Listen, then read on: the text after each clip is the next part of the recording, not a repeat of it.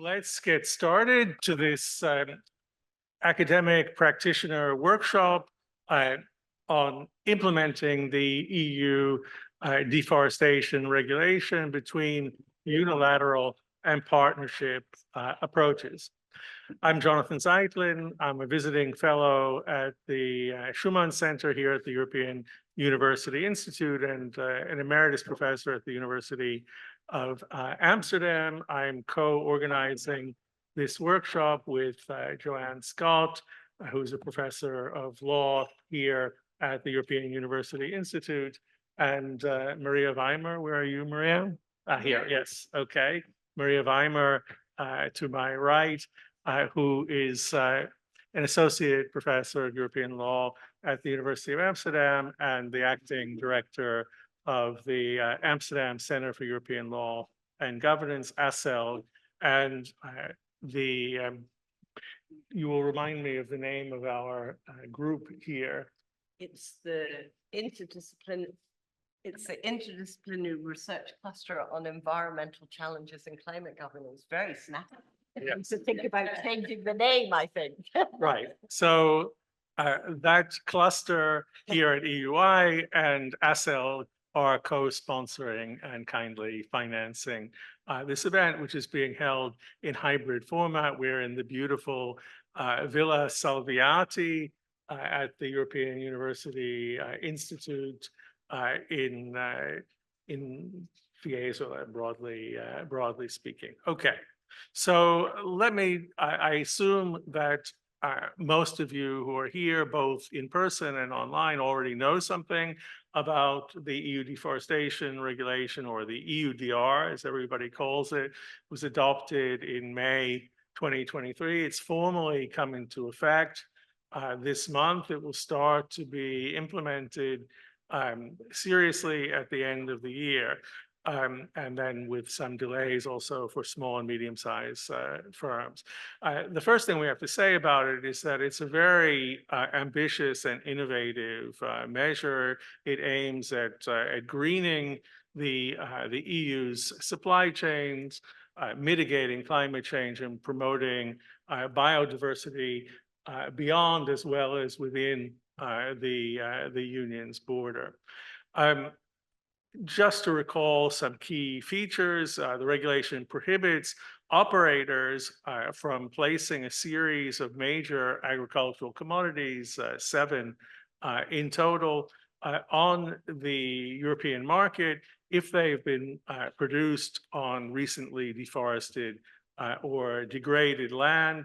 And it imposes mandatory due diligence obligations on firms trading these products in Europe to demonstrate that they are deforestation free. And this includes something we'll be talking about, that the firms have to provide precise geolocation coordinates for each batch of the commodities that they trade inside the EU. It is the first such regulation in the world, and the first to tackle not just illegal logging or illegal deforestation, but also deforestation as such. The UK has a similar regulation, but is restricted to illegal deforestation, and the US is contemplating a similar regulation, but which again targets in the first instance illegal deforestation. Now, this regulation has been hailed by environmentalists within and beyond the EU for its potential contribution to fighting global deforestation. And we'll see that we have also some speakers from producer countries, from civil society in those countries, and there has been a certain amount of support, at least for the objectives of the EUDR from those quarters. But it's also been very widely criticized, and especially by producer country actors, and primarily because of its unilateral approach. It was not in any way negotiated with the EU's trading partners. It uses an international definition of deforestation, which comes from the FAO, which differs in many cases from national definitions of deforestation, which obviously also creates challenges for implementation and compliance in those countries.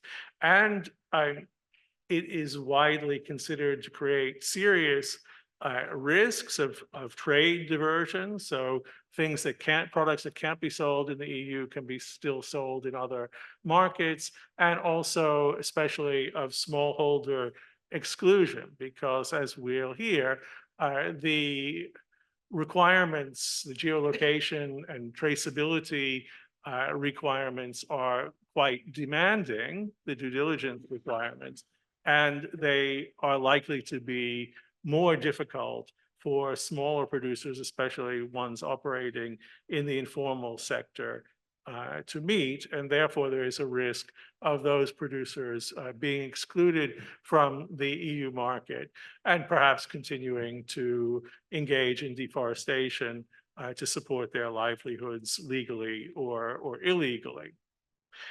There's also a lot of, and I should say that there's been a lot of pushback from producer country governments, requests to delay the implementation of the regulation, and more recently also pushback from agricultural interests and even agricultural ministers within the EU. And at a recent meeting of the Agriculture and Fisheries Council, 20 European agricultural ministers asked for the implementation of the regulation to be suspended or postponed. That does not seem like it's very likely to happen. We'll hear perhaps more about that. It is a piece of legislation which has been formally passed by the EU legislators, the Parliament, and the Council. And for anything to change, the European Commission would have to come forward with a new legislative proposal, and it would have to be adopted by the two European legislators. And that's, I think, unlikely to happen, and certainly unlikely to happen before the regulation really comes into effect, as I said, towards the end of the year. There are a bunch of uncertainties about how exactly the regulation is going to be implemented. We will have very shortly 3 speakers from different parts of the European Commission who will tell us about the Commission's plans for implementing the regulation.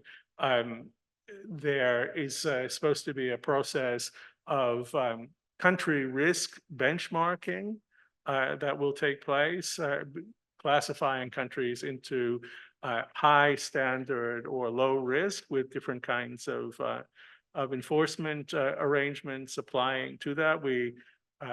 We don't yet know too much about how that benchmarking exercise is going to be conducted. There is also a requirement in the regulation for the EU to develop a framework for strategic partnerships with producer countries, and we will hear about the Team Europe initiatives that the EU and member states are developing in order to help producer countries and actors in producer countries meet the requirements of the regulation. And we also, I'm very happy to say, have with us the director of the new EU Deforestation Observatory. I hope I'm getting the name right, which is run by the Joint Research Center of the European Commission, and which is collecting using satellite data to build up a map of deforestation for the benchmark year of 2020, and in general overseeing the data collection side of the EUDR. So we'll have these 3 perspectives from the EU. I'm very happy that what we've tried to do in this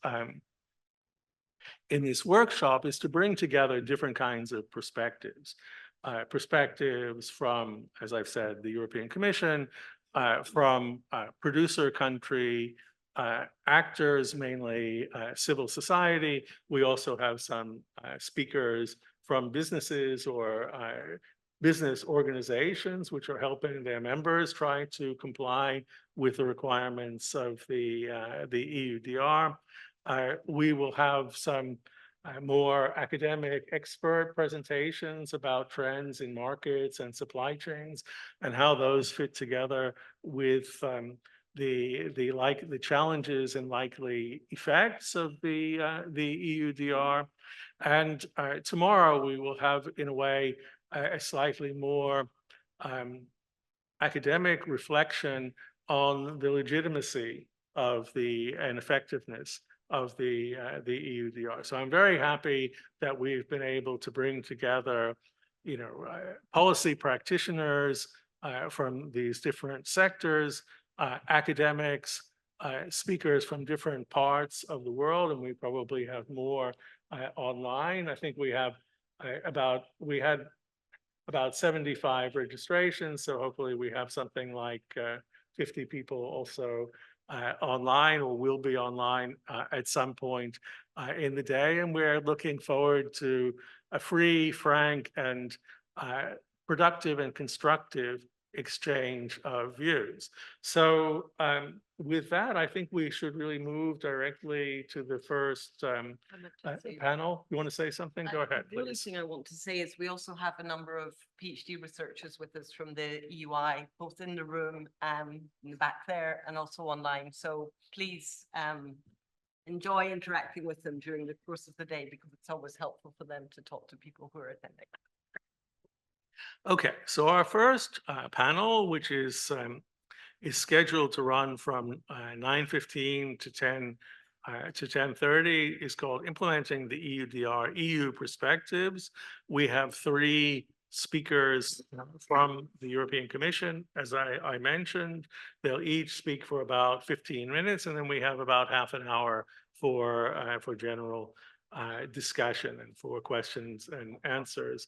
Also, of course, from the participants online.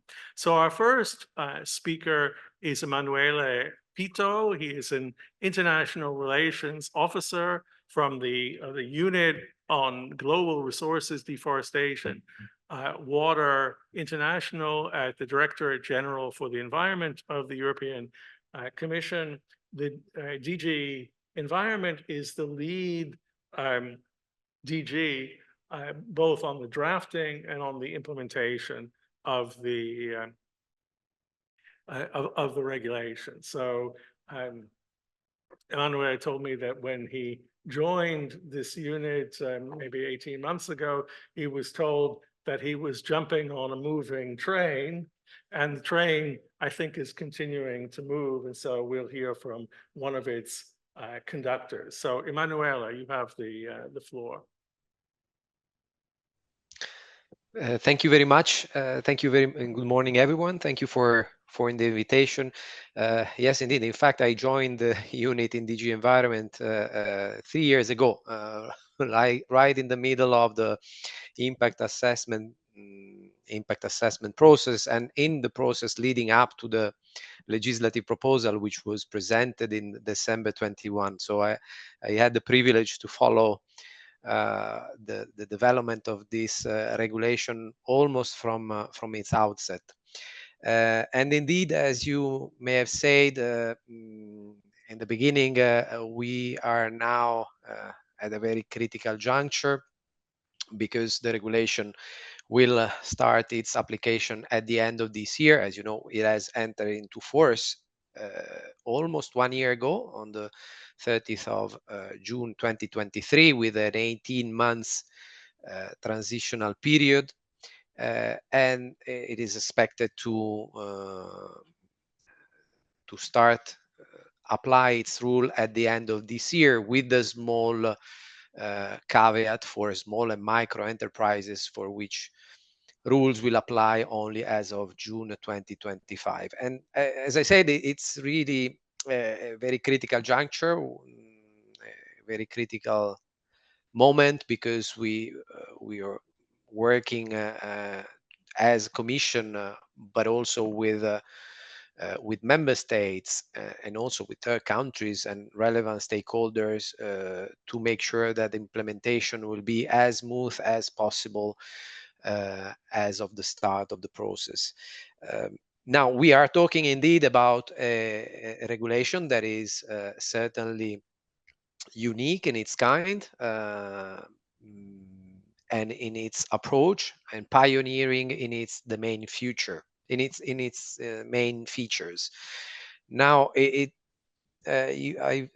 heard the word unilateral. Well, this regulation has the ambition to be unique in its approach, insofar as it targets, it's the first, as it has been said, to target both legal and illegal deforestation, and pioneering and ambitious in its feature, which, as you described, is establish a strict traceability and geolocation to the plot of land. It doesn't have the ambition to be unilateral, or let's say unique, in the sense of being the first to be negotiated, or the first regulation to be negotiated with countries.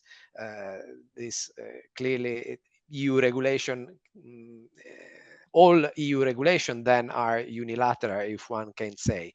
But it was a regulation that was presented and announced in long ago, first in the communication on deforestation in 2020. It was the object of a very large open consultation process that was carried out in 2022, very successful in its scope and the feedback received. So it doesn't come out of the blue. It comes at the end of a large process of public consultation. It was discussed at length within the deforestation platform. I think it was clear, it has been clear for a while, that its main features would be the focus on both legal and illegal deforestation, on a number of commodities associated with such deforestation, and on due diligence, compulsory mandatory due diligence obligation. So it has it has been long announced. It was adopted at the end of 22. The political agreement was at the end of 2022. And I think it's important also to recall its main objective, which is the one of minimizing EU contribution to deforestation and forest degradation worldwide, thereby reducing global deforestation. But we can only be responsible for the consumption of the EU consumption. This is the only ambition that the regulation has, and I think there was a clear call from the European citizens not to have in their consumption products that are associated with deforestation or forest degradation worldwide. Now, against this backdrop, as I say, now we're working on different work streams to make sure that the rules are known and are implemented properly from the outset. And we are trying to address, as far as possible, the uncertainties the legal text may offer. Of course, primary law doesn't lend itself to shed light on all aspects of implementation. And that is why we have been developing, since the entry into force, a set of frequently asked questions, where we try to explain how these rules will be and should be applied in practice. The frequently asked questions are an ongoing process, so they have been enhanced over time, and we are in process to publish the third update of the frequently asked questions later in June. And these questions collect feedback and queries we have received from stakeholders stakeholders, be it from third country and private sector and NGO, on how certain elements of the regulation should be read. And critically, we are doing this with member states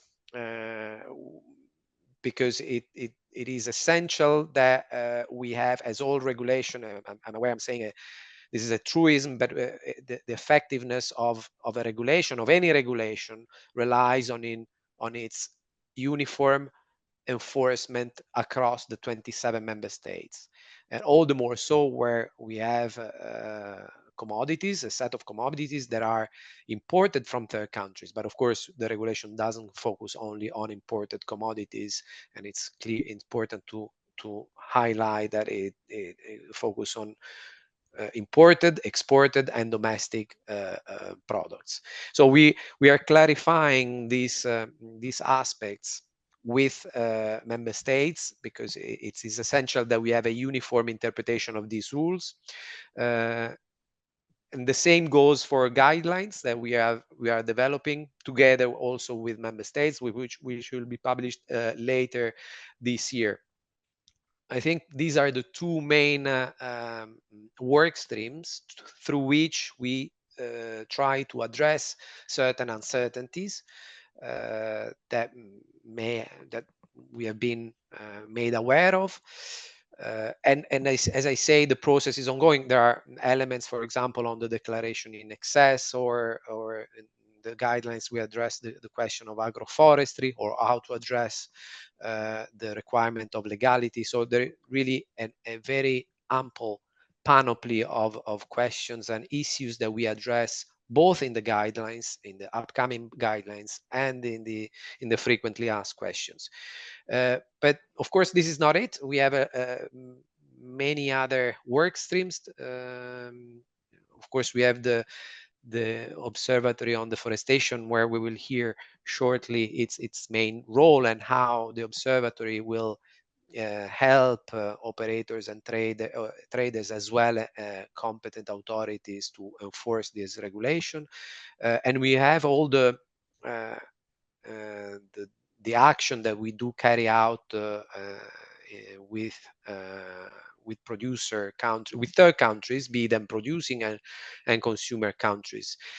Critically, we also working on the information system, which is a key element of the regulation, and it is the IT tool through which due diligence statements with geolocation requirement will have to be submitted by operators and traders.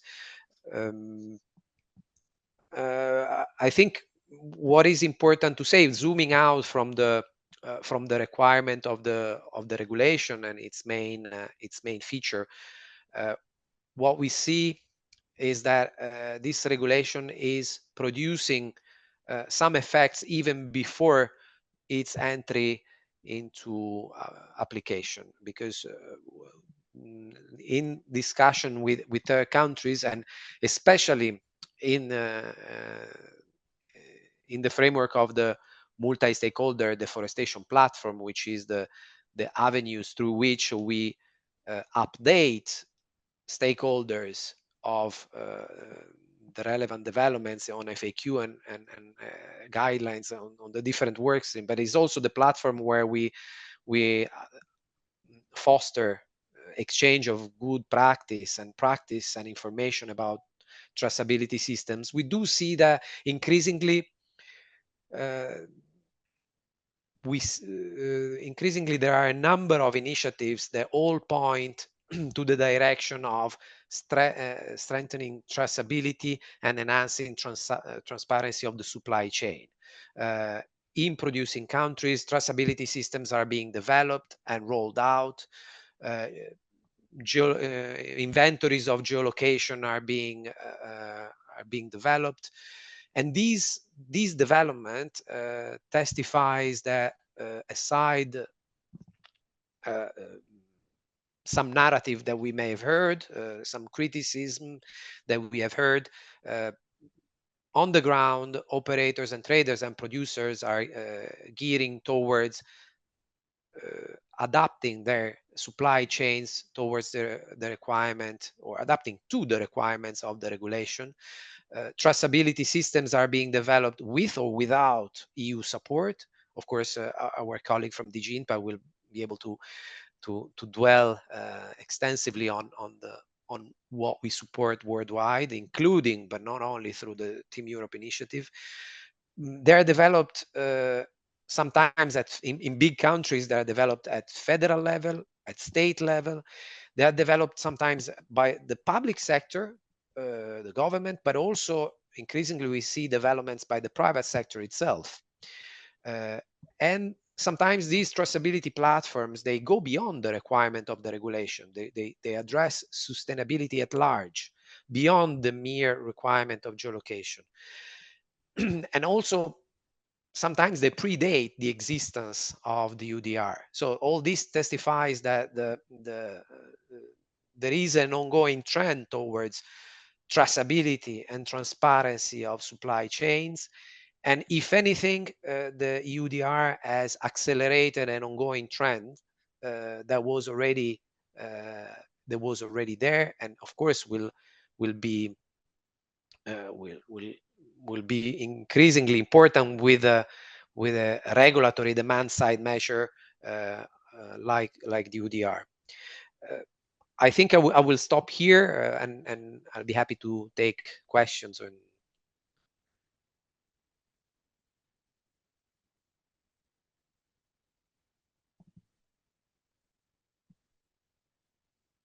Let me just make one observation and ask you very quickly one question, since you didn't even use up your full 15 minutes. The observation is just for people in the room and people online. You mentioned the multi-stakeholder platform on preserving and restoring the world's forests, and the presentations made there. I think, I don't know how many people are aware that the proceedings, the agendas, the minutes, and even more interestingly, the presentations to this group are available online. It's you can find it under the Commission's expert groups. It's an exemplary case of transparency, I would say. And indeed, if you want to follow what's going on, both within the EU authorities and among the different stakeholders, I highly recommend it to everybody. The question I wanted to ask you about is the preparations for the country risk benchmarking. And when we spoke earlier, you told me that, I mean, many people read the article in the Financial Times, which quoted some spokespeople from the Commission and which said that there would be a postponement of the country risk benchmarking for the first year. And when we spoke, you told me that that was actually, if not disinformation, then at least misinformation. I think it's, again, it has diffused very widely in the academic as well as in the stakeholder community. So maybe you can say something, first of all, about whether indeed the exercise is going to go ahead, and whether there's anything that can be said at this point about how it will be conducted, and or when the results of the first round of assessments will be announced. Yes, indeed, the benchmarking is one of the main feature of the regulation, and I mean, I don't need to dwell on the on what is Article 29. But it's important to say that Article 29 does outline the the criteria for to assign a category of risk to countries, the objective criteria. What Article 29 doesn't establish is the methodology to use these criteria. And this is where we are working right now to establish a solid and robust methodology. And by methodology, I mean the indicators, the sources, the thresholds that will be applied to these main criteria. You have a twofold sets of criteria in Article 29, 29.3 and 29.4. So the weight of these criteria will be also explained in the methodology. It is a very challenging exercise because it's complicated and it has to be robust and evidence-based. So this is where we are right now working. And of course, it's very difficult for us to comment on information or speculations of opinion. I also read the article in the Financial Times, but I think it was on a possible postponement. At this stage, we are working towards. We are working to meet the obligation that is set in Article 29, meaning coming up with a list of countries before the end of this year. Bearing in mind that the regulation itself would anyway be applicable in the absence of any such list, because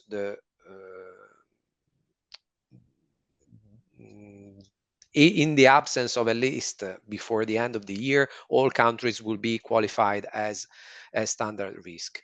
Importantly, regardless the level of risk, and this is oftentimes an element that is overlooked, operators placing on the market commodities and products, regardless the level of risk, they have to collect geolocation. They have to carry out the first of the 3 steps of due diligence, which is collection of information in Article 9, most notably the collection of the geolocation requirement. They do have to submit a due diligence statement that includes the geolocation to the plot of land.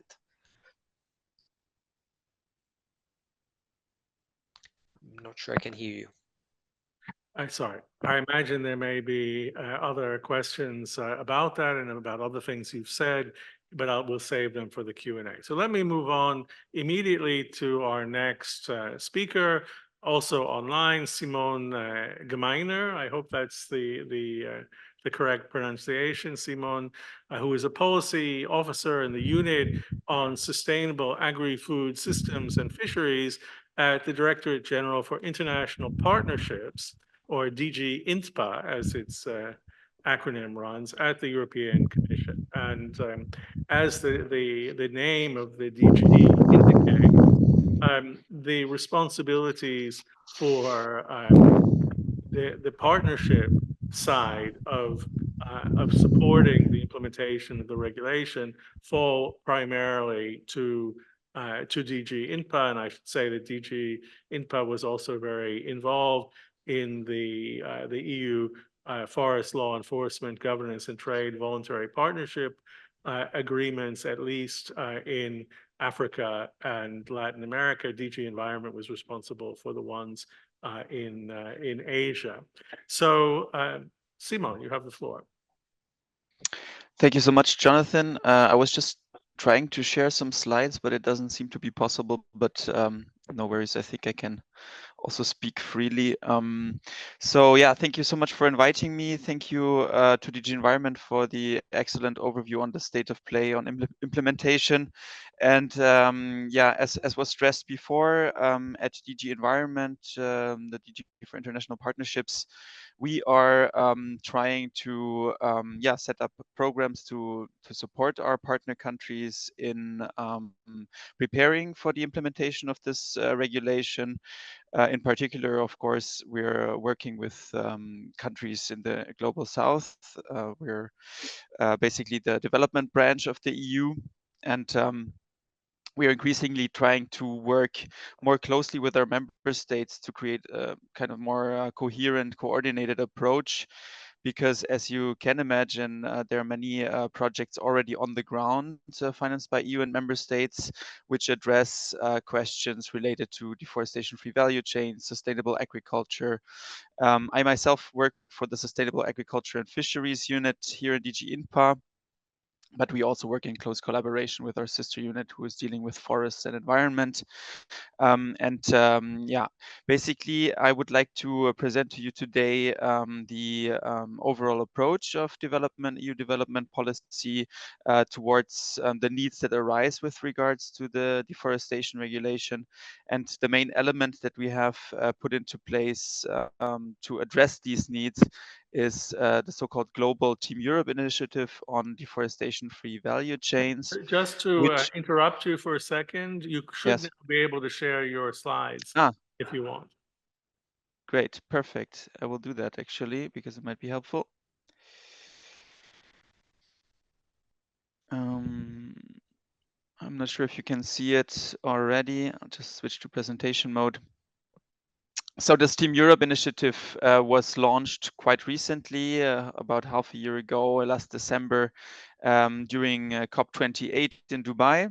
And basically the European Commission, here represented by the Environment Commissioner Sinkevicius, and the leading, let's say, front-running member states in this regard, France, Germany, and the Netherlands, announced an initial financing package of, back then it was 70 million euros. In the meantime, it went up to a bit more than 80 million euros.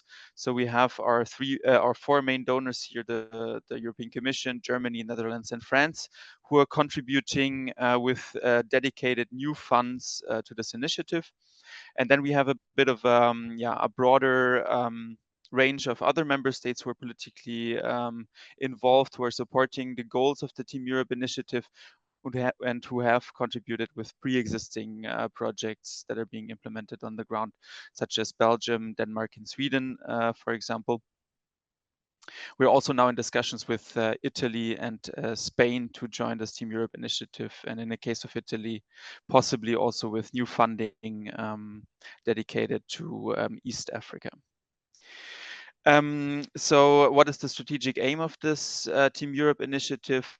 First of all, as you probably know, there's Article 30 of the EUDR, and we see this Team Europe initiative as a contribution to this Article 30, which obliges the EU and its member states to come up with a comprehensive strategic framework for cooperation with partner countries.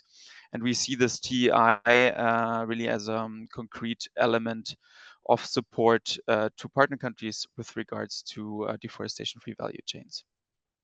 Then second of all, of course, there are other countries, our trading partners and developed economies, which also have to deal with the implementation of the deforestation regulation, but we will be focusing on the global south. Of course, we will be focusing in producing countries where the needs are the greatest, let's say, and we are trying to address all the commodities covered under the EUDR and the relevant products listed in Annex 1. Then we want to facilitate an inclusive transition to deforestation-free and legal supply chains to the EU. And what we mean by inclusive transition is that there is a particular emphasis in this TEI and its different elements on the inclusion of smallholders, because those are at the moment, the concerns we hear from our partner countries, particular in value chains that are based on smallholder production, such as cocoa, coffee, also rubber in some cases. The aim is really to have an inclusive approach to deforestation-free value chains that takes particular consideration for the needs of smallholders, and thereby, of course, also to contribute to minimizing the EU's contribution to deforestation and forest degradation worldwide. So we want to, on the one hand, contribute to the goals of the regulation itself, the environmental goals, but we want to balance that with also the economic and social dimensions of sustainability.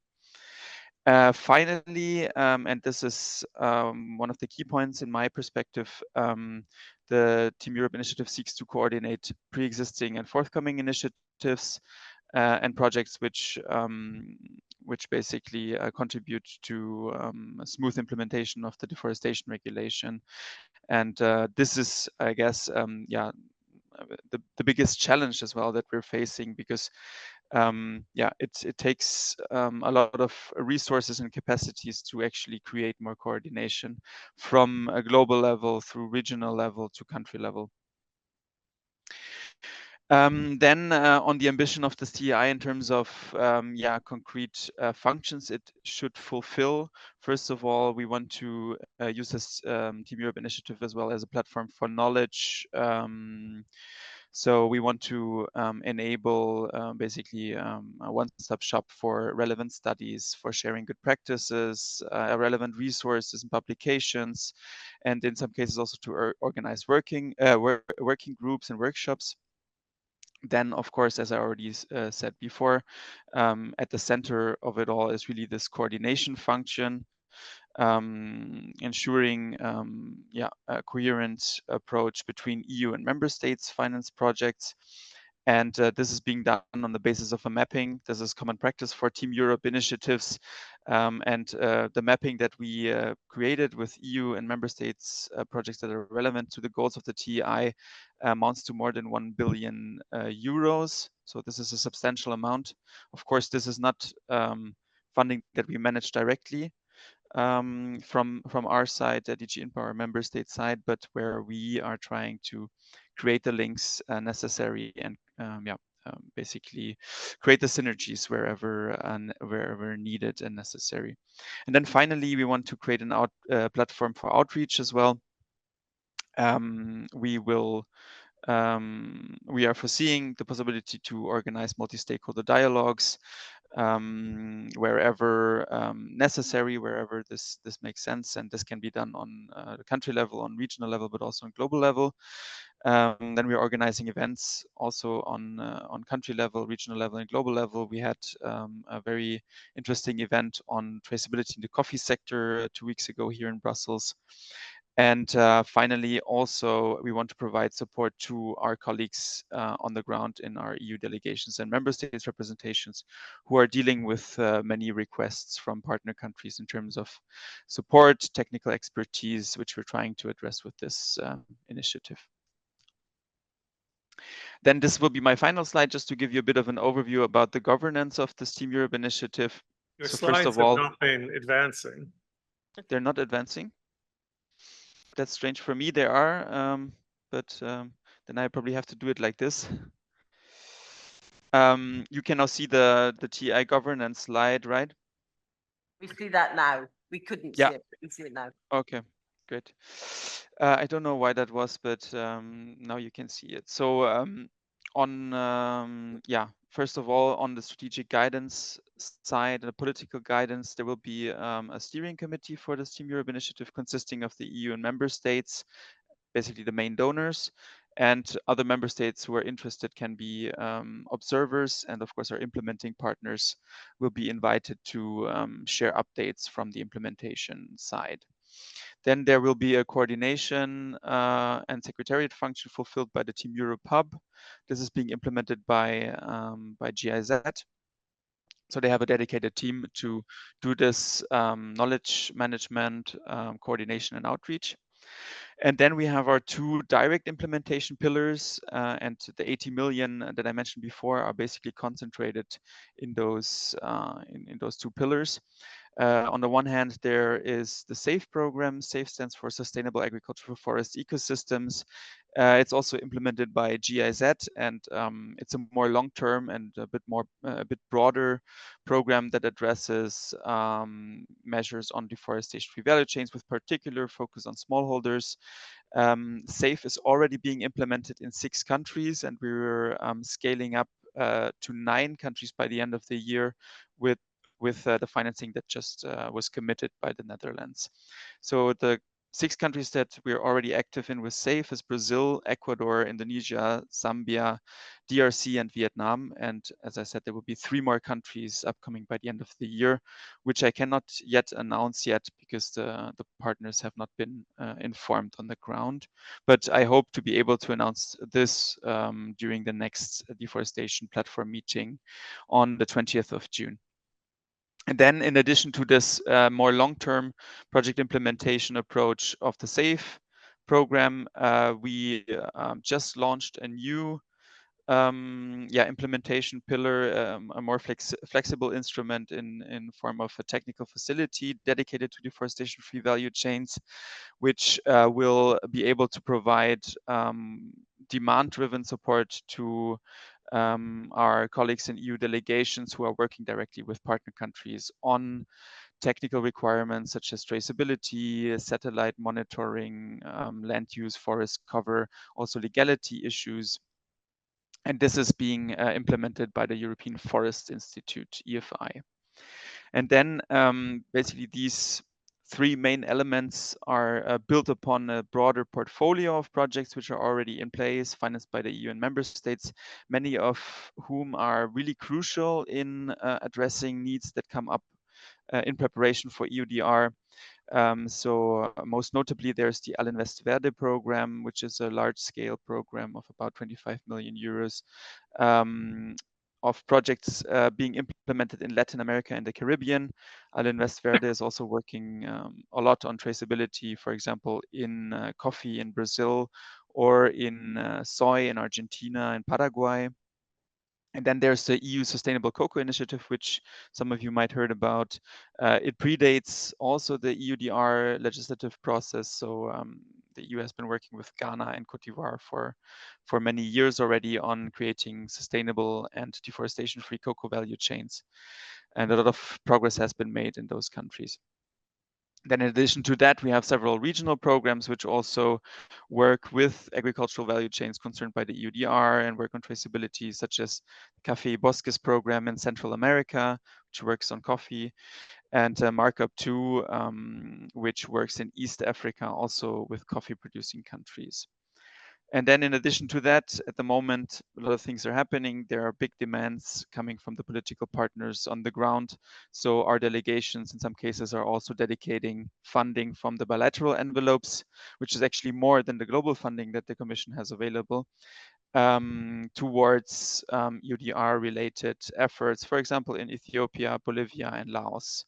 And there are more actually in the pipeline. And here, I think the TEI fulfills also a crucial function through the TEI hub to be aware of what's happening, to link up with the global financing we can make available and with the bilateral financing.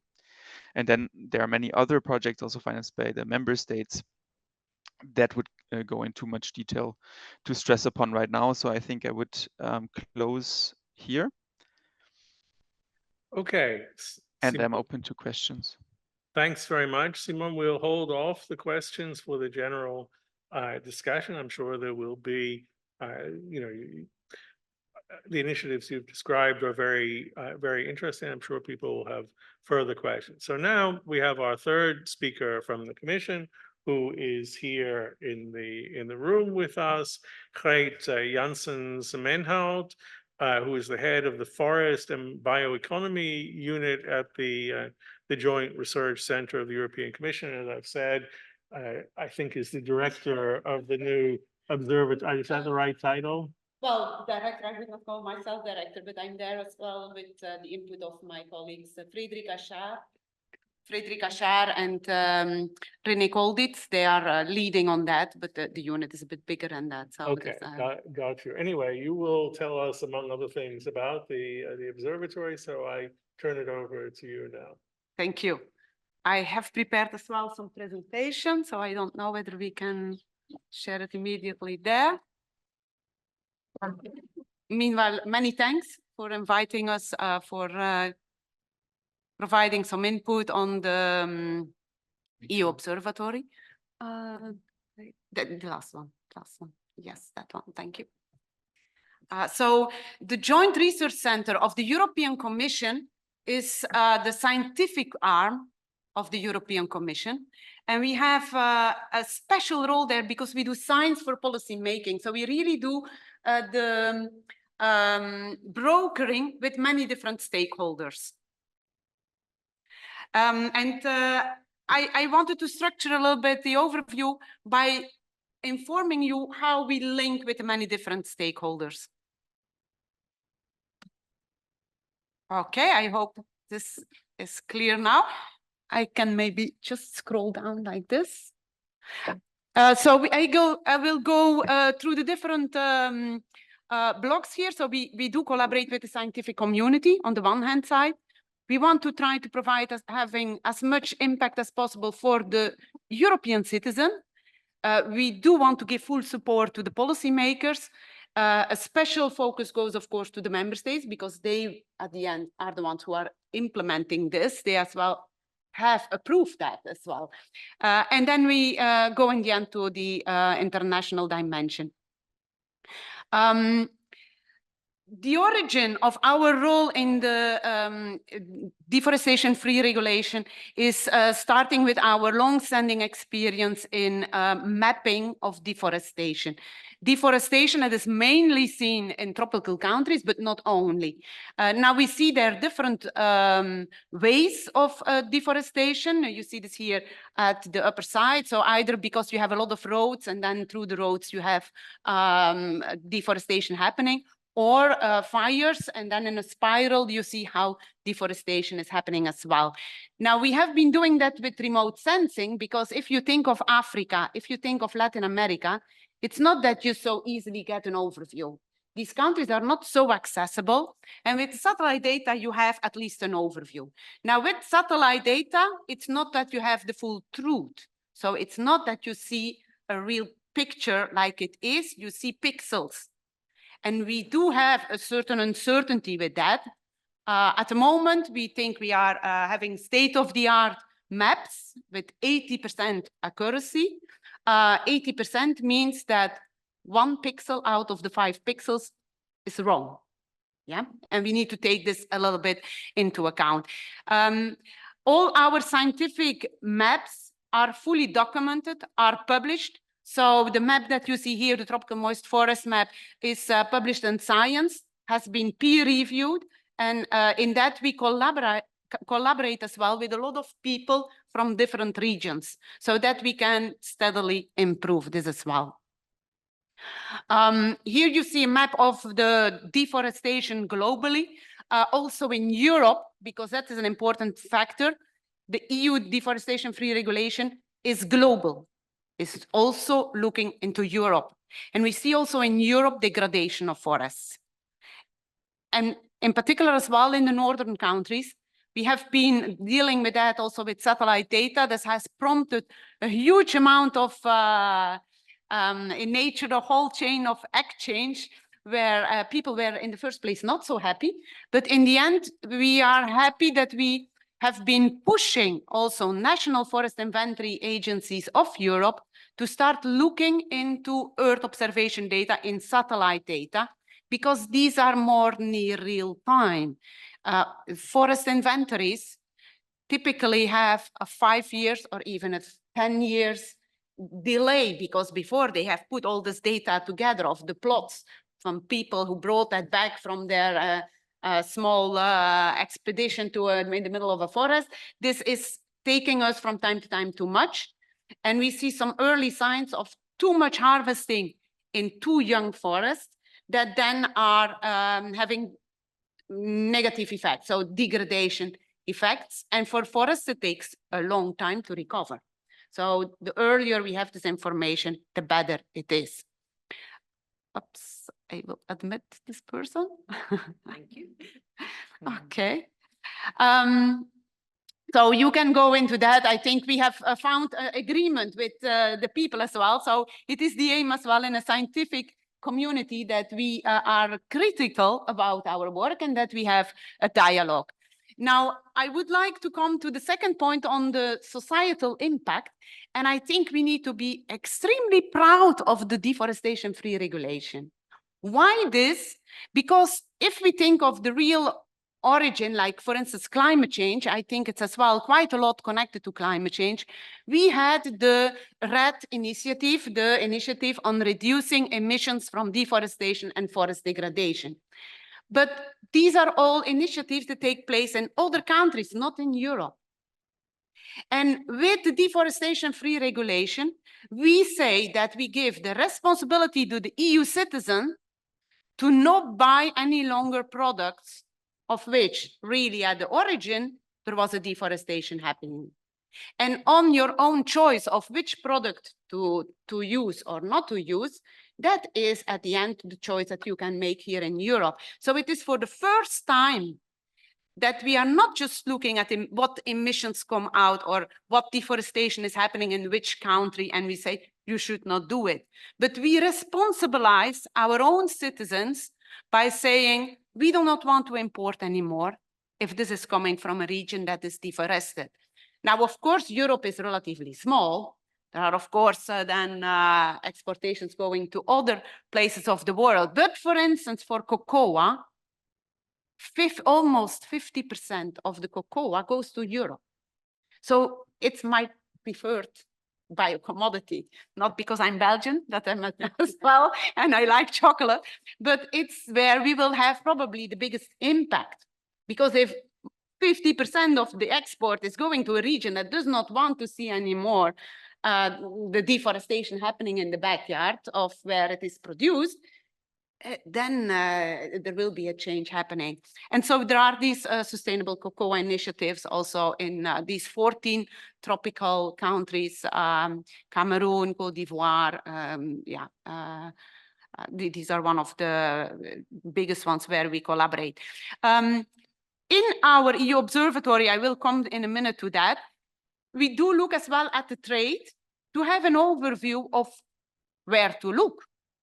Because the world is, of course, big, and we need to know where we have the biggest impact, where do we have as well countries with a sudden increase in export, which is then a bit strange because it needs to come from somewhere.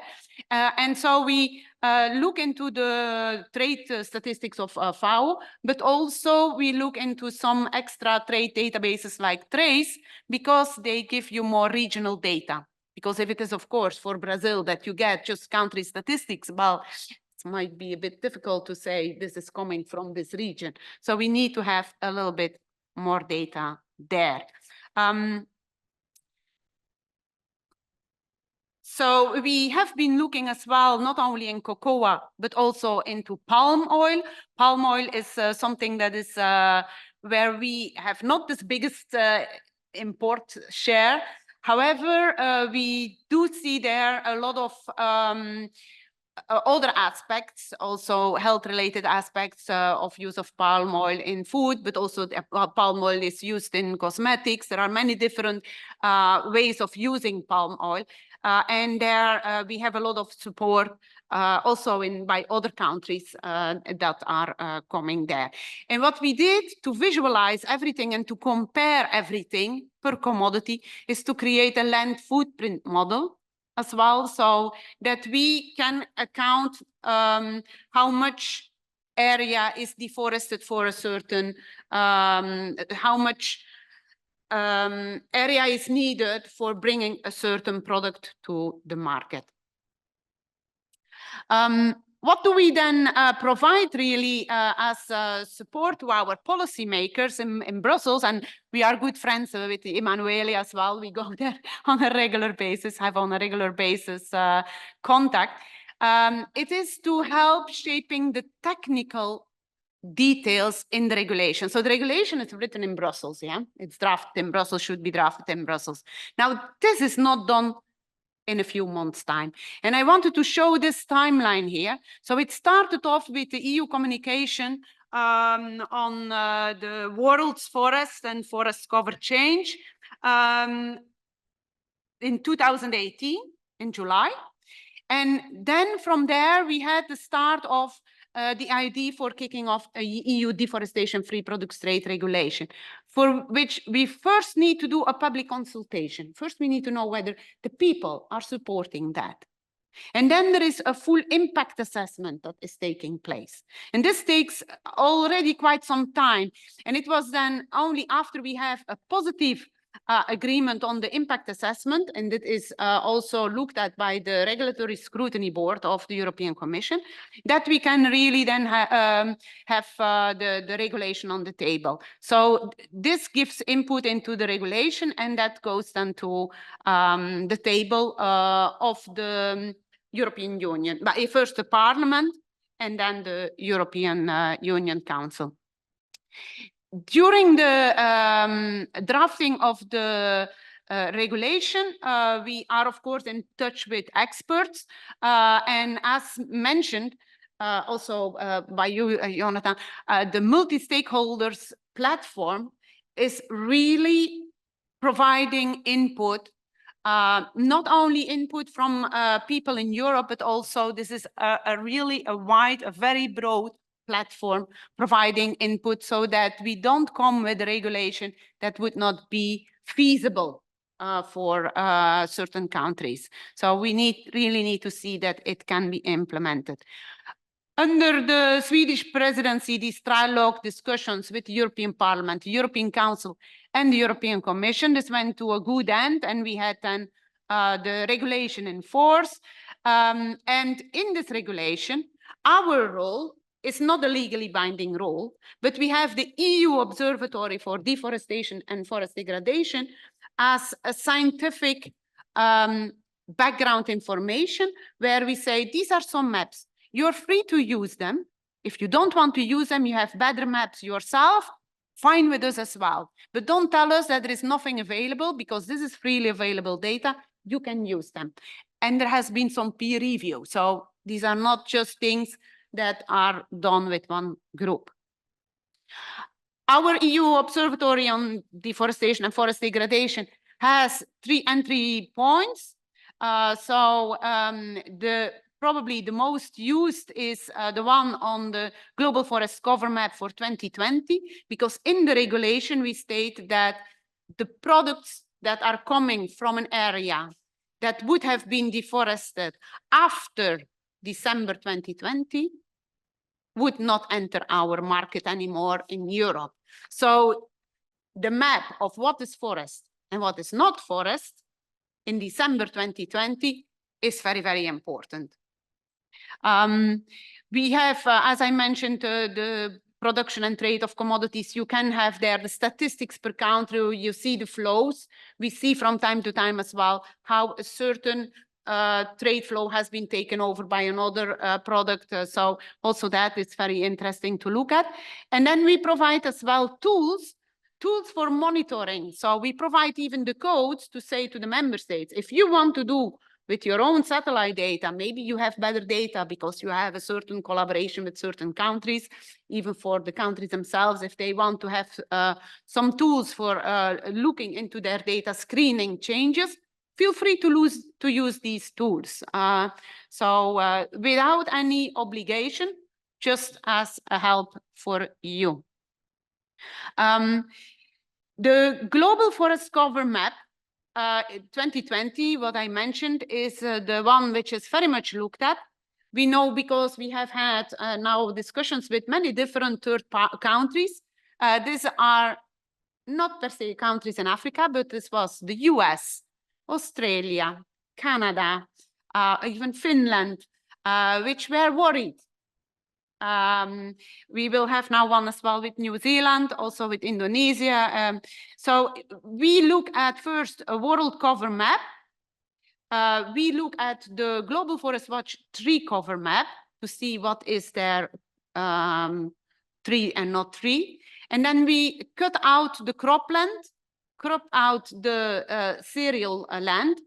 We look at the tree height because we do want to use the FAO definition, an FAO definition, which is an international definition where a forest has a minimum height of 5 meters.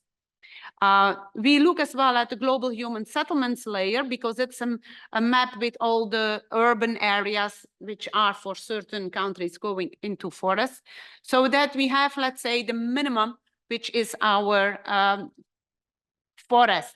So coming from a world cover map, this is here the example of Borneo, which might be very green. After cutting out all these other products, you see that undisturbed and not degraded forest is only this. So all the pink that you see here is where there is degraded forest. It's not because you see a tree that this is forest. There are a lot of plantations, there are a lot of things where we then need to look at the lines on which the trees are planted. So to really come to a forest map. When it comes to the monitoring, so the tools, then what we believe it's very important to look at disturbance mapping. We train a lot of our tools over Europe. So therefore we claim we know what is the accuracy over Europe. We cannot guarantee you that this is the same for your country. There are, of course, the tropical moist forest tools, which are they're trained over the tropical moist forest, that is evergreen. So there we have other training. And we do accuracy assessment, not only with groups from Europe, but we have now as well some experts invited to look at our global map, which are expert in certain regions of the world. We do want, however, to use global data sets because, of course, in Europe, over certain areas, we know more. Of course, we do know as well some more over certain other regions, but we want to treat everybody equal. So those areas where we don't know much, they should not be punished for that. Coming now to the international dimension, in Africa, for instance, the Sustainable Cocoa Initiative that was also mentioned by Simone before me is a very important initiative where we have been looking at it. It's not that the countries in Africa need to provide the satellite data per se. It are the brokers, the traders who need to come with the polygons. However, like cocoa, this is a plant that is growing underneath quite a lot of other trees. So this is easily going into forests. And for certain countries like here, Cameroon, it's not so trivial to see whether there are plants growing under a certain tree, yes or not. And there we do help our colleagues to train them to set up a certain capacity so that they themselves know, this is not going in the right direction.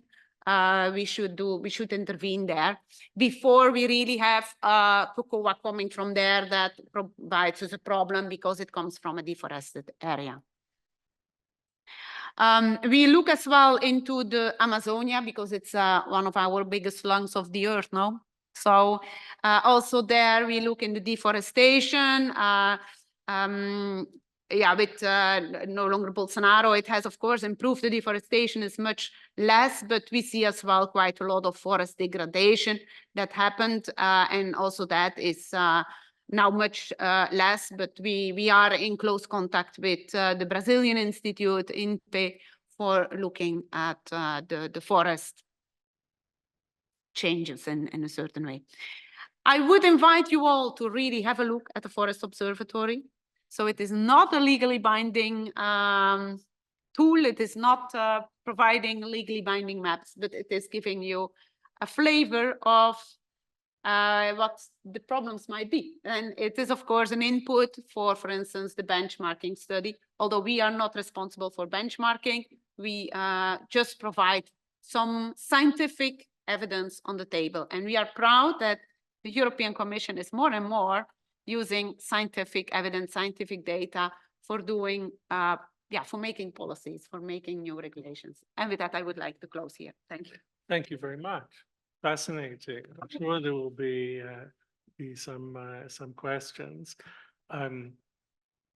Okay, we now have formally 20 minutes for Q&A. If we need a little bit more, we can cut a little bit into the coffee break. Joanne, do you know how we can get people online? Can they put up their hands, and can I ask you to manage that because you're sitting in front of it? There also seem to be already 2 messages in the chat, and I don't know what they are saying. So let's start with the people in the room. Can I ask who would like to intervene, who would like to ask a question? Let me invite you, first of all, to identify yourself, and then also to tell me for whom your question is directed. It could be at all the panelists, but it could be for a specific person. So, Janina.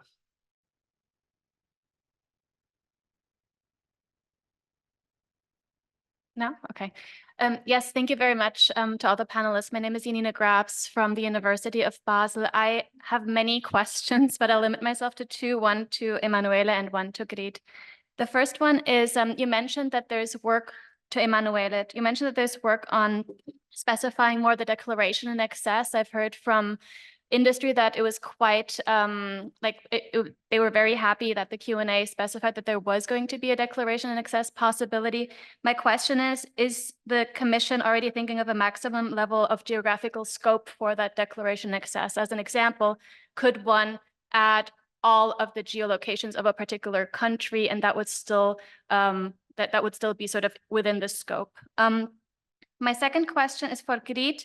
You mentioned that of course, the map right at this point is not legally binding. I also saw on your slide that there was going to be a global forest cover map 2 that was going to be the basis of application for the member states. And you also mentioned that you're telling operators that they can use their own maps if they want to. My question is, what happens if maps don't agree? Is there going to be a form of grievance process anticipated? I know that, for instance, some service providers such as Satelligence are already working in a grievance process into their tools such that operators can appeal to the Commission if they have more accurate information. I was wondering if that is something that the Commission also envisions, or the JRC. My thought is that we might collect some questions to make it efficient. I know that Maria Weimer has a question, so yeah, why don't you go ahead again? Identify yourself, although I introduced you at the beginning, and say who your questions are for. Yeah, thank you, Jonathan. So I'm Maria Weimer from the University of Amsterdam. Thank you very much to our speakers. I would like to ask Emanuele and Simon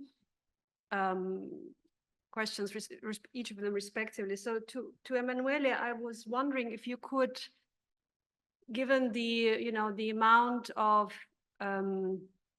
let's say criticisms or concerns around the role of smallholders in the implementation of the regulation, and also the impacts on local communities and indigenous peoples, could you perhaps say a couple of words about how the Commission went about considering the impact on these groups, both in the run-up to the proposal, so in the consultations and the impact assessments, and whether the assessment of the role of these groups has changed over time, so from before the proposal and now as you go into the implementations, if you could say a couple of words about that. And another question on the role of indigenous communities is also the fact that the legislative process in the end decided to exclude a human rights framing of these instruments. So decided to focus exclusively on environmental objectives, and has rejected, among others, the position of the Parliament that a broader, more integrated approach would have been perhaps more effective in tackling deforestation as a complex socioeconomic problem, in addition to the environmental dimension. So the question being then, so there is the Commission, I think, responded to this criticism by saying that a narrow framing makes the regulation more effective. So there was a concern about the implementation not being feasible if the proposal were to be framed in a broader way. Could you speak a little bit about this? To what extent these considerations were made, in which way they were made, and this trade-off between broader framing and effectiveness? And then for Simon, I would just like to ask for a little bit of an explanation about your view on the relationship between Article 29, so the benchmarking system, and Article 30. So in which way is cooperation with third parties informing the decision-making or the envisaged decision-making in the benchmarking procedure? Thank you. Can I see whether there are other people in the room? Ahmed? Yeah, thank you very much, Jonathan, for the time. My name is Ahmad Maryudi from Indonesia. My question goes to Simon or Emanuele, there have been some discussion in Indonesia how the EU sees agroforestry practices, because like rubber, cacao, these products or these commodities were promoted as to halt deforestation in 80s and in 90s, but right now these commodities are seen as, you know, responsible for deforestation. So we would like to know how the position of the EU on this agroforestry products, and in recent days also coffee, because coffee is right now quite expanding in Indonesia with the practices of social forestry and the people trying to improve the forest condition by practicing agroforestry, particularly coffee. Thank you. I think that we should give there's been a lot of questions already. We should give the speakers a chance, the first chance to respond.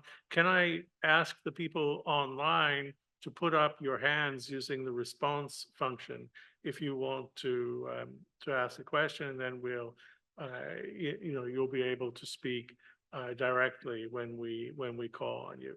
So, Emanuela, why don't we turn it to you? You've had several questions of different degrees of granularity. So I'll let you have the first crack. Thank you, Jonathan. Three interesting topics: declaration in excess, smallholder, and agroforestry. I will take them in order. First of all, declaration in Manuela, excess. Yes? can you take the floor and respond to the questions? Can you hear me?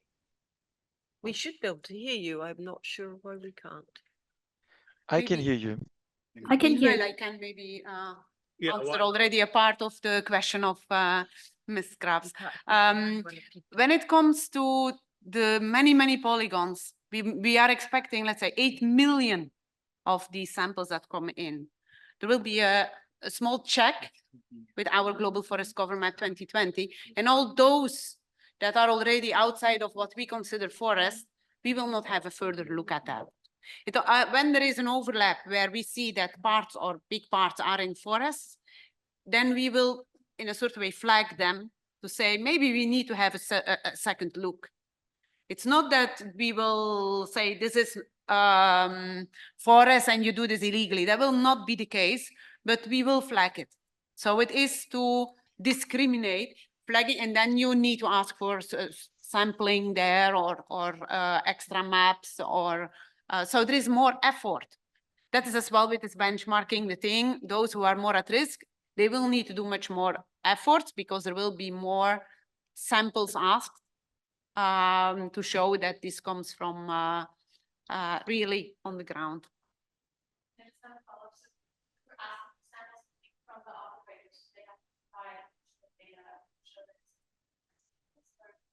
It is the brokers who will need to have from the operators the polygon data, but the operators itself, so the farmers in Africa, in Latin America, they do not, just the coordinates is sufficient. They do not need to buy any satellite data. That's not needed. They just need to give the coordinates.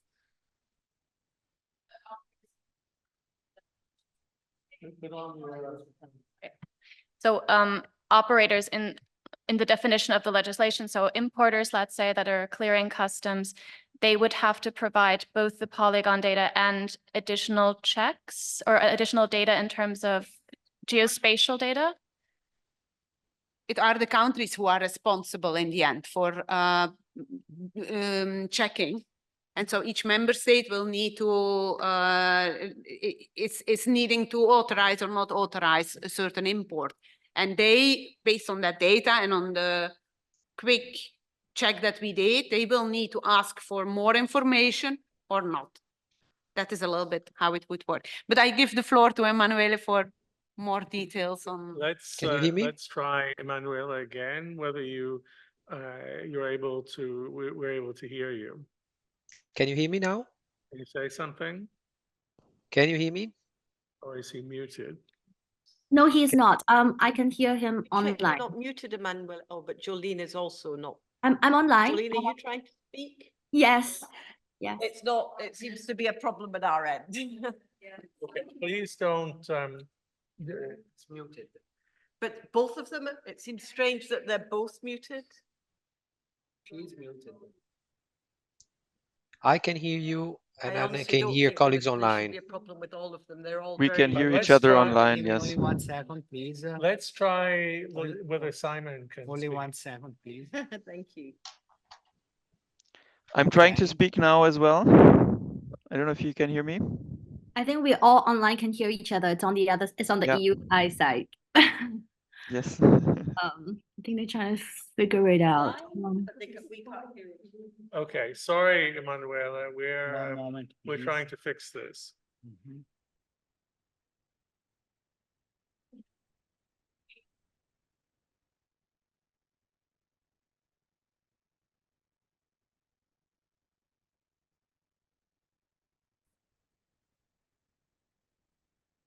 This will be.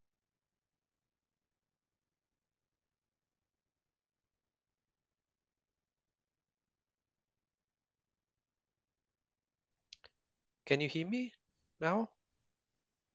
I don't think they can hear you still. No. Not in the room. Now they're frozen as well.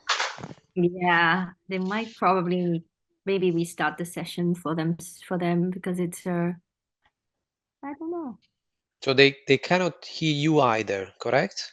Yes, so they cannot hear any of us online, Any but of all us, of us good. online can hear each other. They don't have I'm any in a sound. good company. Yeah. Good. Yes.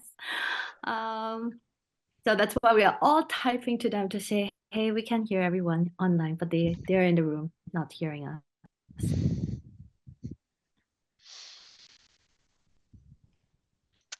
I guess we should have traveled to Firenze. Well, it's not a bad reason to be there. Next time. And where are you currently at the moment? We're in Brussels. I see. Well, I'm in the Netherlands, so.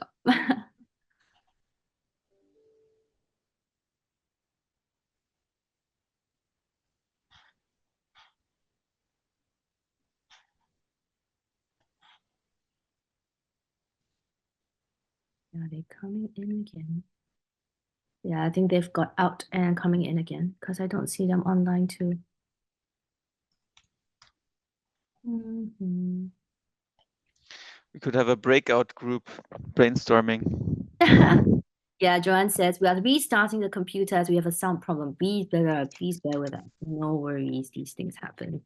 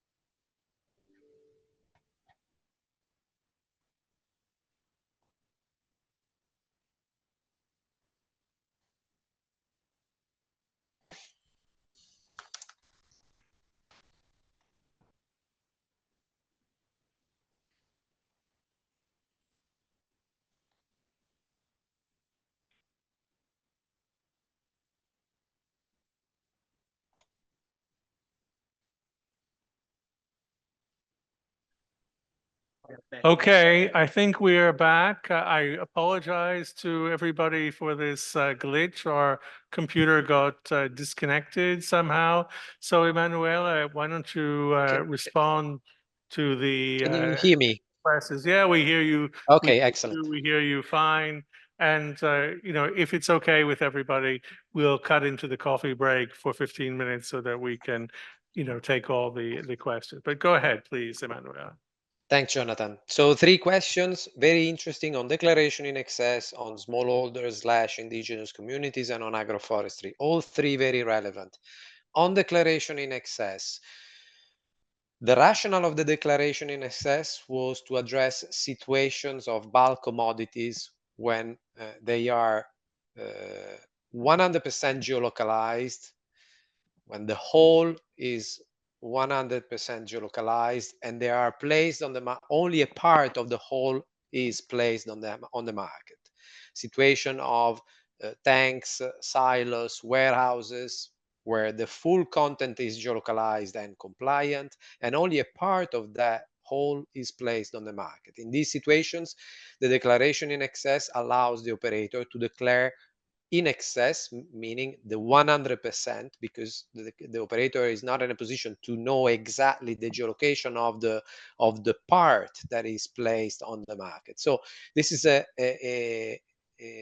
avenues that we found and we discussed with member states to address this specific situation. Now, and all this is clarified in the FAQ. It is clarified, of course, that declaration in excess also comes with responsibility in excess, and that the operator has to prove that it has carried out due diligence for the 100% and has to provide geolocation of the 100. And that likewise, that non-compliance of the excess leads to the disqualification of all of the whole.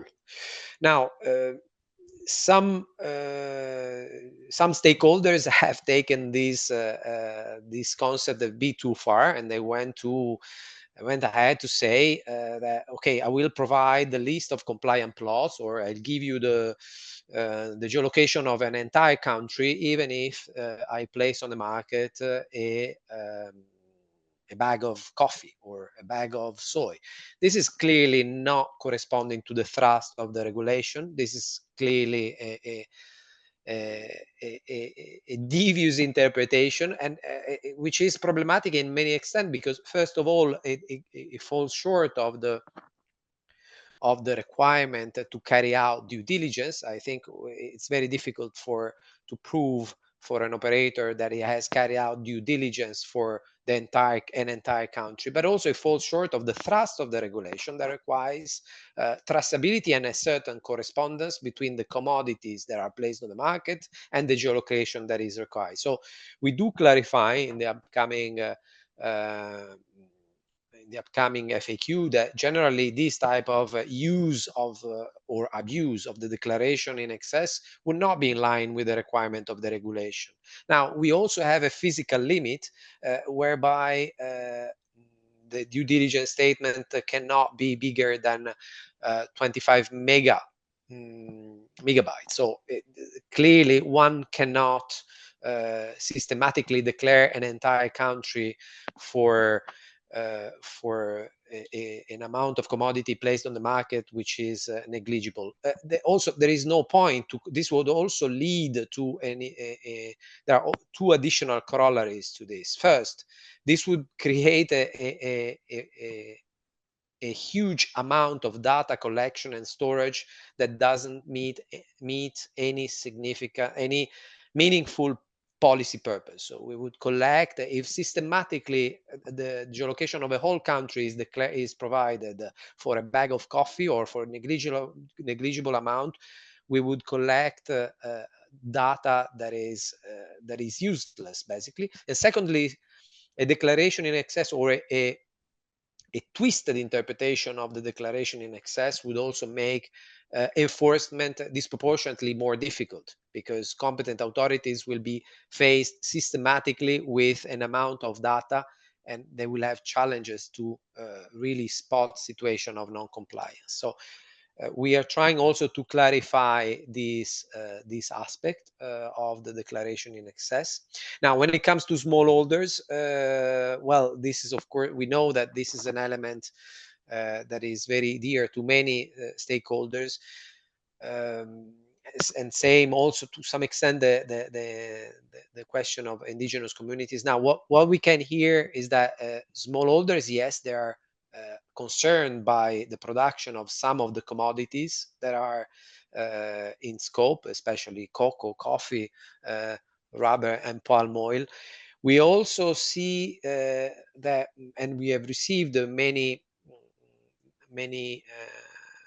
inputs and information that smallholders actually do not necessarily see the regulation as an obstacle to their work, but clearly there will be an element of challenge for them to comply, or not to comply, but to gather the relevant information that should be then passed to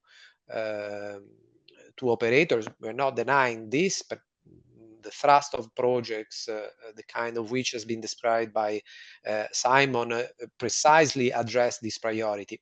What I was saying is that, on the other hand, we also hear many smallholders, especially from cocoa and from African countries, that do recognize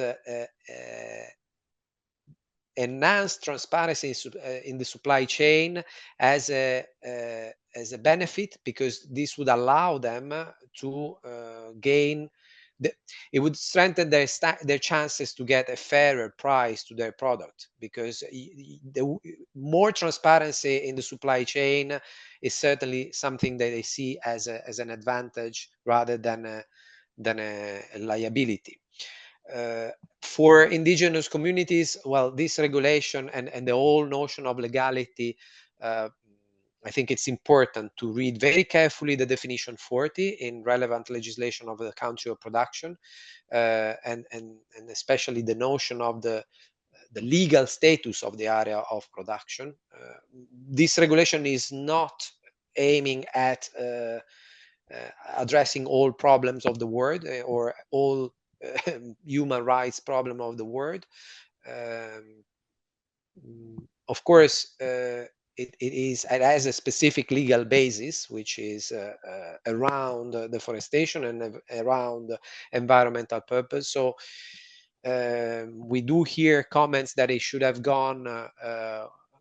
been way more ambitious when it comes to legality. We hear opposite comments that as is already unimplementable, and as often this is the case, the truth perhaps lies in the middle. The last point is also very relevant, and agroforestry is indeed one of the areas that will be one of the issues that will be covered in the upcoming guidance.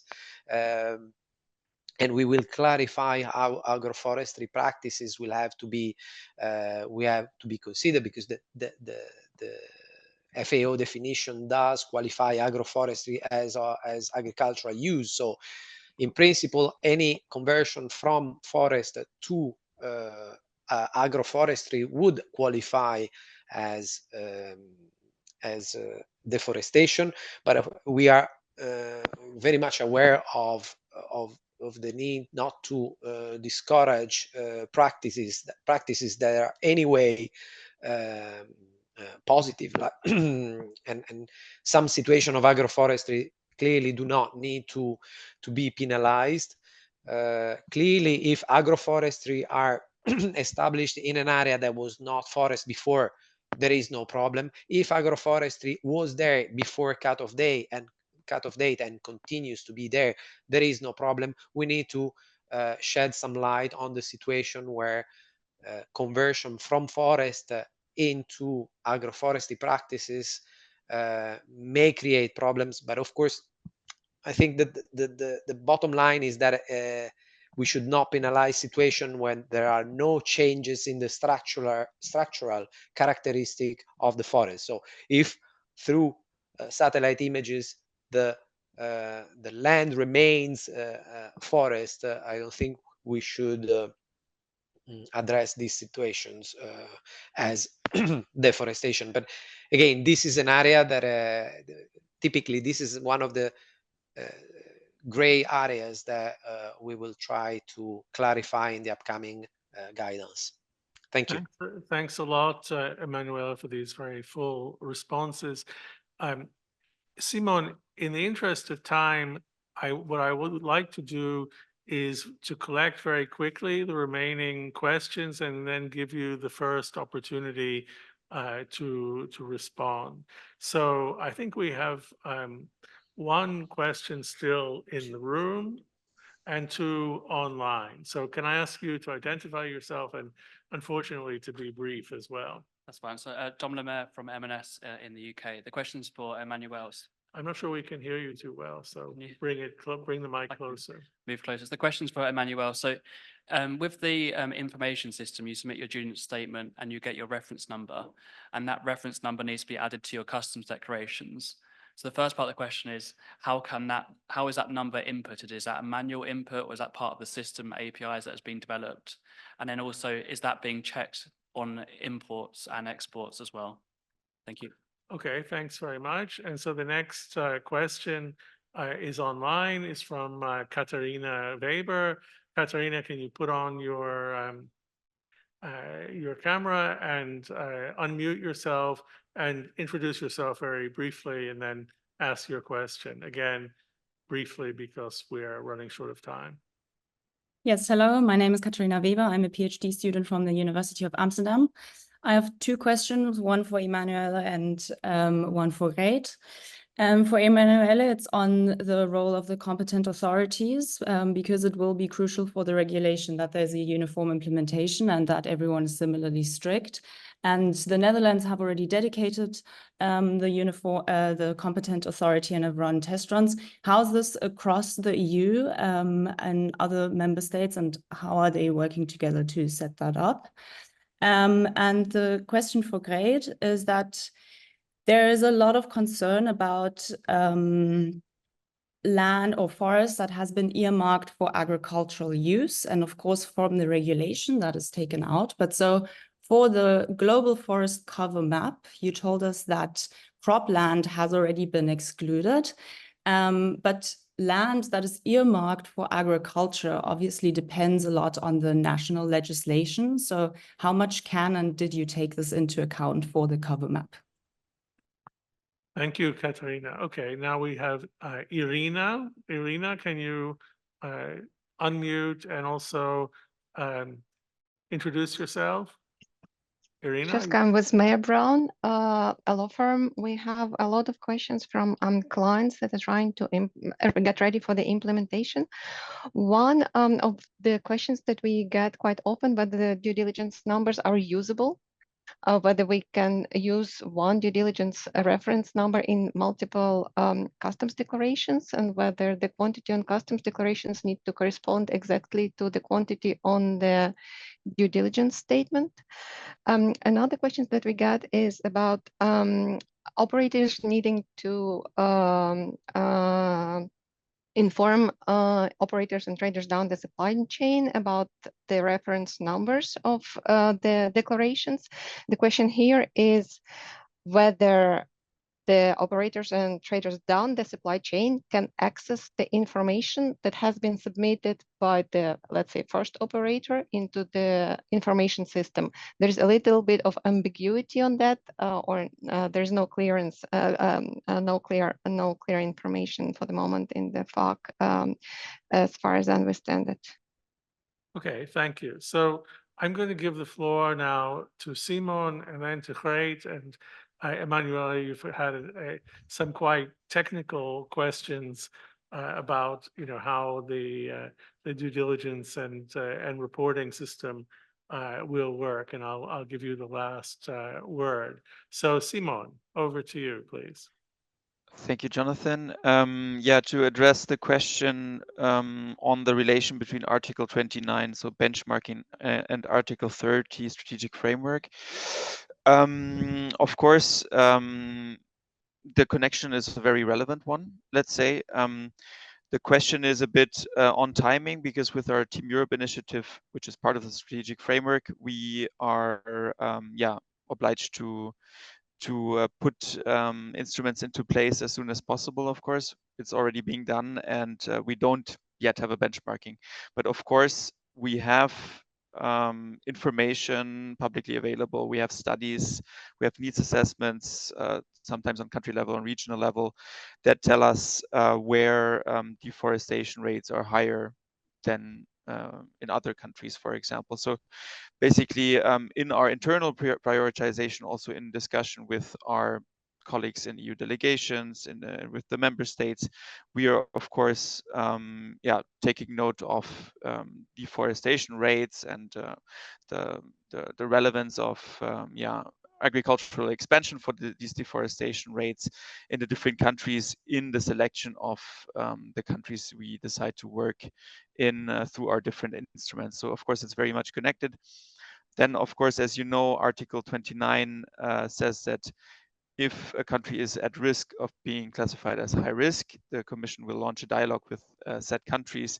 And of course, with the Team Europe initiative, we're also putting a tool into place that might accompany such dialogues and also work on the risks that are being identified as much as we can with our instruments that are being put in place under the TEI.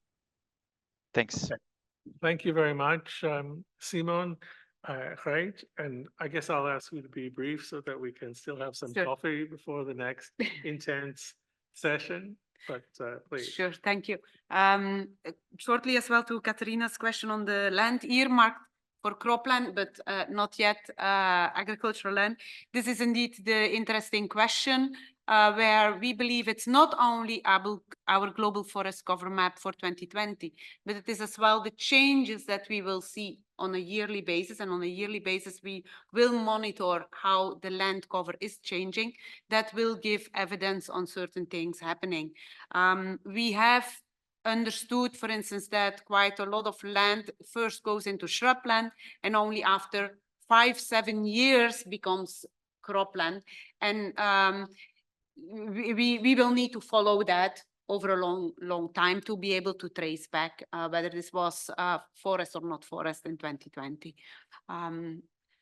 Thank you.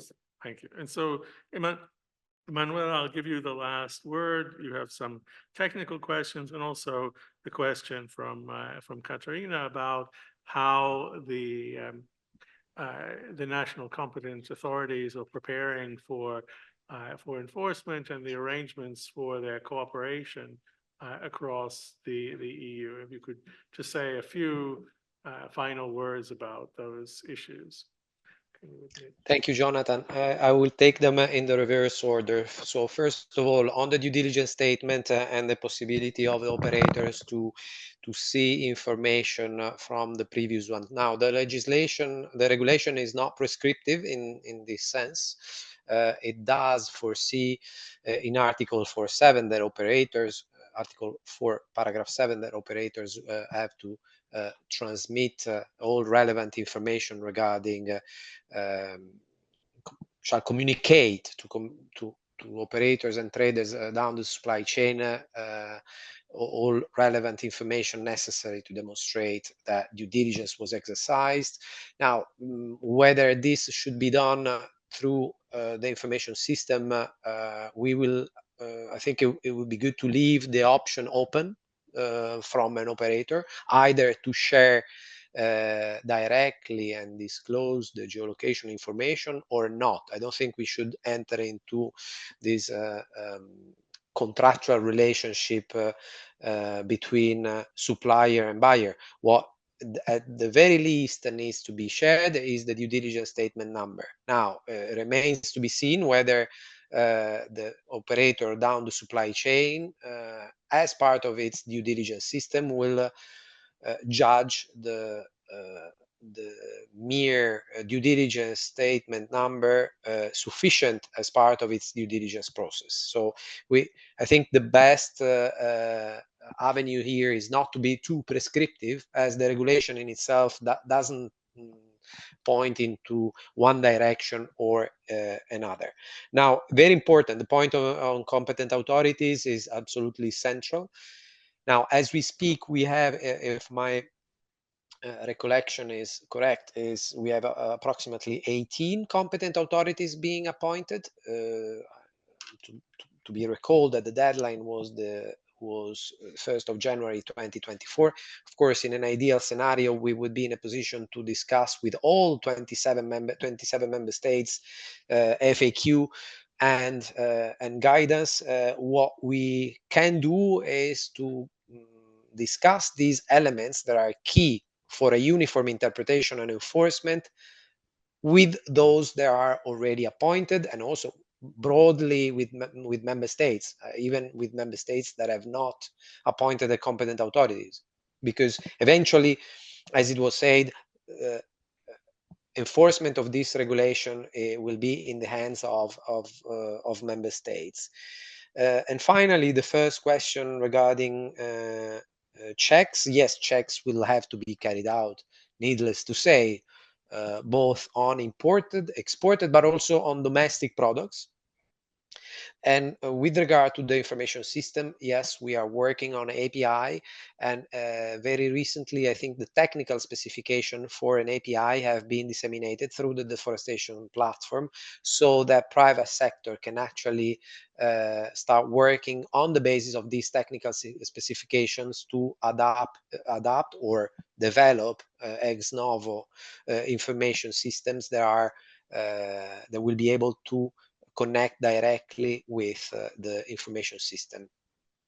Okay, thank you very much, Emanuela, Simon, and Craig. This is a great start to our day. We're going to now take 10 minutes to refresh with a little coffee, those of us physically here in Florence, and we will start the next session as planned at 11. Emmanuel, I know you have to leave, but I hope your colleague will be able to join us, and you have the link. So, feel free to rejoin at any time. Simon, likewise, we hope you may at least be able to dip in and out of subsequent sessions. So thanks again to all the speakers. Thank you very much. Okay, so we are continuing the conversation. And in this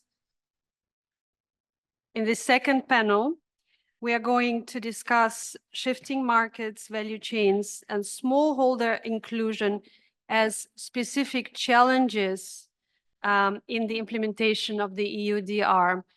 We have the pleasure to have with us three wonderful speakers whom I will now introduce. The first speaker is Pablo Pacheco, and he joins us from the Worldwide Fund for Nature, where Pablo is a global forests lead scientist. Previously, he worked as principal scientist at the Center for International Forestry Research in Bogor, Indonesia, where he led a team conducting global comparative research, outreach, and policy engagement on forest governance, trade, and sustainable and inclusive value chains. He has also worked in the Inter-American Institute for Cooperation on Agriculture and conducted consultancy work for the World Bank and the Food and Agriculture Organization. Pablo has published extensively on topics related to forest governance, smallholder and community forestry, and other related topics. So it's a pleasure to have you, and I hope that the setup will be successful now. Okay. Let me introduce already the other two speakers as well. After Pablo, we will have Philipp Schleifer present his work on forest governance. Philipp Schleifer is Associate Professor of Transnational Governance at the Political Science Department at the University of Amsterdam, so he's a dear colleague. And he, before joining the University of Amsterdam, Philipp was a Max Weber Fellow and a Jean Monnet Fellow here in Florence. Philip held visiting positions also at Duke University and the Grantham Research Institute on Climate Change and the Environment, and he holds a PhD in International Relations from the London School of Economics. Philip's research focuses on the politics of governance, on the politics and governance of sustainability in the global economy, and he is the author of the book called Global Shifts, Business, Politics, and Deforestation in a Changing World Economy, which was published with MIT Press last year. So welcome. And is available open access, so you can download it from the MIT Press website. Perfect. Thank you. Very important information indeed. So, okay. And the last speaker that we have with us today, there you are, Federico Camelli. Federico is a postdoctoral researcher at the Environmental Policy Lab at ETH Zurich.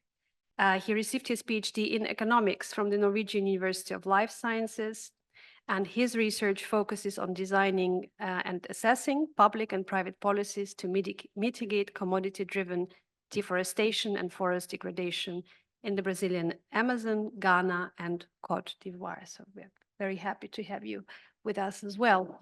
Now, let's get to it. And Pablo, you have the floor. Probably yes. And Maria has to turn hers on.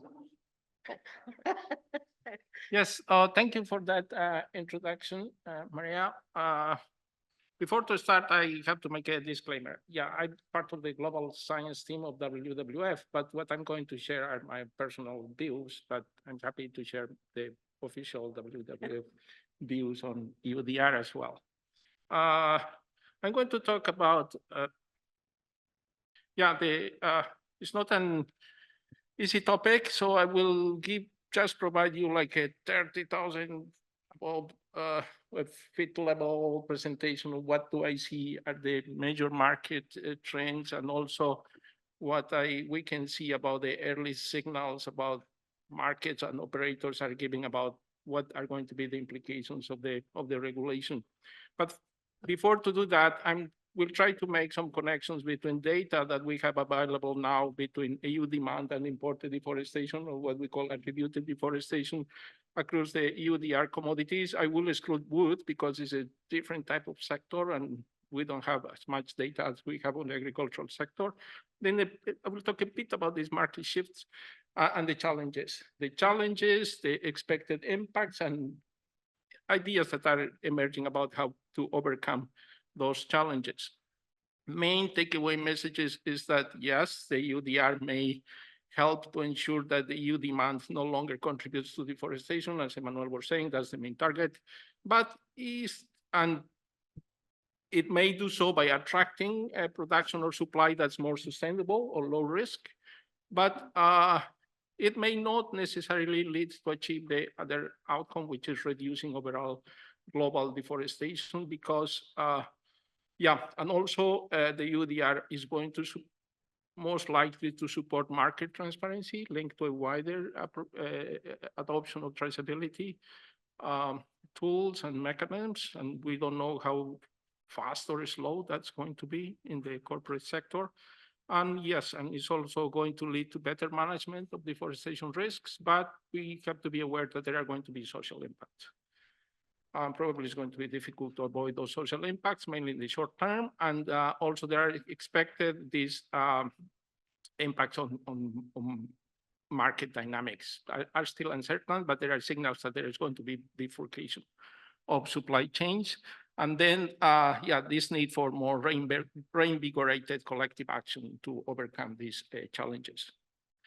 So what the data is telling us between EU demand and imported deforestation?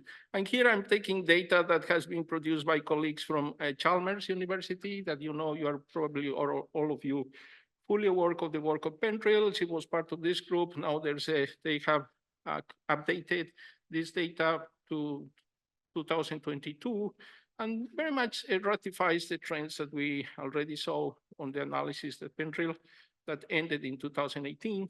But I think, so what's important to highlight here is that according to this data that draws on the ComTrade, on the FAO, based on these land-based balance models, it tells us the Yeah, the EU was responsible for 20% of total deforestation embedded in the international imports of agricultural commodities.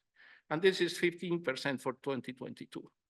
But when we look at the overall global deforestation that can be attributed to commodities, the EU is responsible for 6%. And this is 5% in 2022. So it's really important to look at, and that's what the data is saying, what's the role that the international markets they have on explaining deforestation vis-a-vis the domestic markets? And also, what are these commodities that are driving deforestation? And probably what really makes the difference here is the role that pasture and cattle production has in the Amazon, which we know 80% of that market is domestic markets, is in the Brazil. So it's important to still to consider when we look at overall deforestation, to look at the international, but also the domestics and the regional markets. So, and then this shifts a little bit when we look at the EU markets, in which we see that the vegetable oils, they have a much more prominent role in how the EU contributes to deforestation, followed by the cocoa, coffee, sectors. Probably this tells a bit, reinforces that story, but also tells us that when we look at the EU markets, the crop that has a higher contribution to deforestation is oil palm, which is that big yellow circle that you see there. That then is followed by soy, then by cocoa, by meat, by rubber, and by coffee. And the percentages in there are the percentage that is of attributed deforestation that for which the EU markets are responsible. So in oil palm, 24% corresponds to the EU market. In soy is 26%, and cocoa and coffee are the markets in which there's more responsibility when we look at that specific commodity from the EU. The cocoa is 43% and the coffee 41%. So probably those are the sectors that, even though there's a smaller total absolute attribution to deforestation, the EU is much more responsible for what's happening on those markets. But also what's interesting is to the right, when we see the trends on the proportion of attributed deforestation to the EU vis-a-vis the rest of the world, we see that that proportion had been declining almost in all of these commodities, except by coffee, in which it remains above the 40s. But what's interesting is that that attribution has been declining a bit on oil palm, more declines in soy, cocoa as well, in meat. Also, it's interesting to see the reduction of deforestation attributed to meat, and also rubber, which I found interesting. So keep in mind those trends. But then when we start to looking at the future, and yeah, so I was wondering, what's going to happen and what these reports are telling us about the future dynamics on this market. So I took a look at the EU agricultural outlook for markets and what's going to happen to 2035. And what they are telling us is that the demand for animal feed in the EU is forecast to decline. And this is because reductions in EU production of pig meat and beef and declines in the dairy herds. Also, vegetable oil use is expected to decline because reduced demand for biofuels. But at the same time, there's going to be this increase in pulses and soybean production. And also this is connected to policies that are favoring protein crops and crops rotations in the EU. But also there's going to be possible reduction of imports of oil seeds and protein crops from the other countries. Also, demand for biofuels is expected to decrease in the EU because of the regulatory frameworks, and also because this cap of limiting production of or utilization of biofuels that was set up in 2020.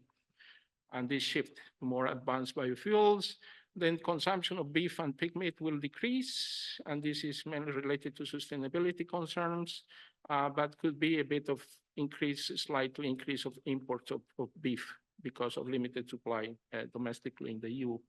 And also we know that demand for cocoa also is forecast to grow.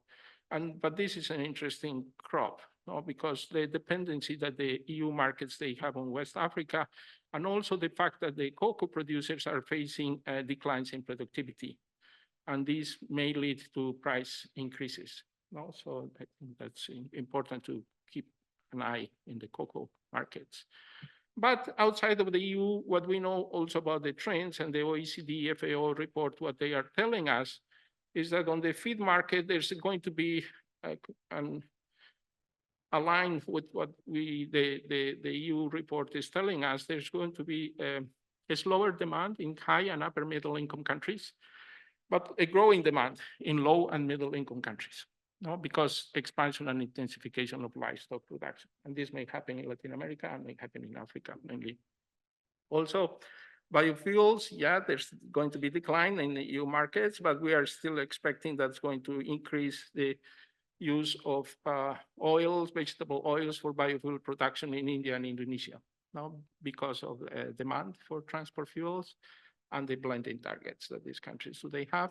And meat, yeah, global demand for meat is expected to keep growing out, even though that's going to decrease in the EU. And this is mainly because there's going to be a greater demand from China, Vietnam, and Sub-Saharan Africa. And also it's interesting to keep an eye in African markets for meat, and probably Latin America is going to be a net exporter of meat to Africa in the future, but also maybe growth in slower levels in these regions, but also there is this shift to poultry. So it's good to keep in mind these market trends when we think about how the EUDR implementation may affect or accelerate or redirect or shape these market dynamics. So that's a bit of one part of my talk. I was not able to keep track of my time, so let me know whenever I'm close to my time. So it's moving to the implementation, no? And also this is a very high overview about challenges. And as in the previous session was said, we have to be aware of this very heterogeneous and diverse reality we are looking at across sectors and places, you know, the cocoa and coffee sectors, because the importance of participation of smallholders, much more players and traders and brokers on those sectors with regards to soy and oil palm, but also oil palm, this importance presence of smallholders in production, and the meat sector, which is a bit different. No, also important engagement of smallholders, but mainly connected to informal market networks that feed the domestic market. So there's this, we always, I think, have to keep in mind these different realities also when we think about smallholders. But also there are different types of concerns that are arising, you know, regarding the EUDR implementation, which I capture in three. No, the ones are more operational concerns, no, because these corporations, processors, they may have already engagement with smallholders. So there's this more operational challenge of how not to exclude them when still you need to supply your traditional markets. But also those markets have been diversifying, like the case of Indonesia with oil palm. Also, there is more the technical related, and I think those are more connected to the benchmarking, adapting existing tools, improving, refining the tools that we have, what's the accuracy of those tools, how much they scope, and then the financial, what are the costs, no, the additional costs that implementing the EU regulation is going to bring to processors, no, intermediaries, brokers, etc. No, as we're saying, well, they are not going to be costs translated to smallholders, but they are going to be indirect implications, no, of not being able to comply with what the regulation is asking for. So there's this dilemma, no? So how to sustain supply and minimize risks when we know that there's going to be a context of zero tolerance.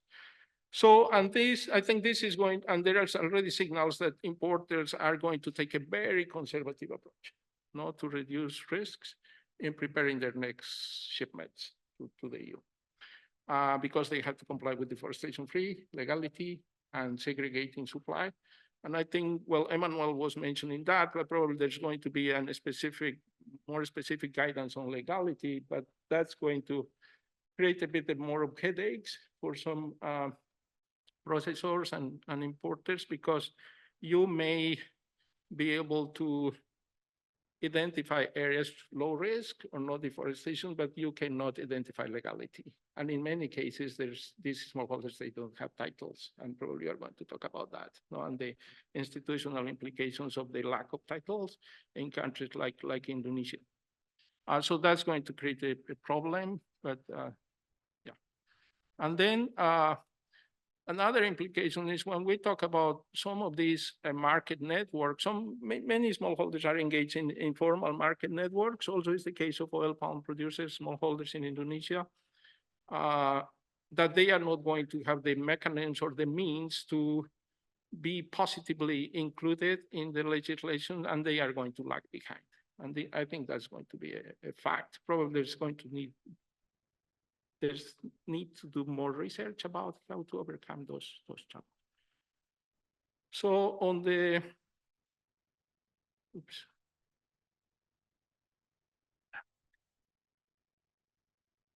So the expected impact, no, that builds on what I was saying already. No, the EU importers may tend to reduce demand from high risk origins. And there's already signal, for example, the case of Ethiopia came more visible, that probably coffee contracts in Ethiopia are not going to materialize because the difficulties to trace geolocation and ensure that those production is not coming from no deforestation areas. Also, I think that's going to create like a competitive edge, no, from low or no risk commodity origins that are going to take benefit of these trends. And for example, that's the case, for example, Brazil, that could be in much better position to export coffee to EU markets. No, some of these low risk markets can improve their competitive advantage in these markets, at least in these transition times. Also, there is going to be a general trend to exclude non-compliant, which often are these indirect smallholders, no? Because we know that there's some direct smallholders that have direct contracts with companies, or they have the means, they are organizing cooperatives, they have the means to comply with the regulations, to work with companies in the traceability system, etc. But there's a bunch of smallholders that are connected to informal markets, informal intermediaries, and life is going to be more difficult for them. There can be these trends, and also because of this conservative approach of companies, processors, importers, operators. No?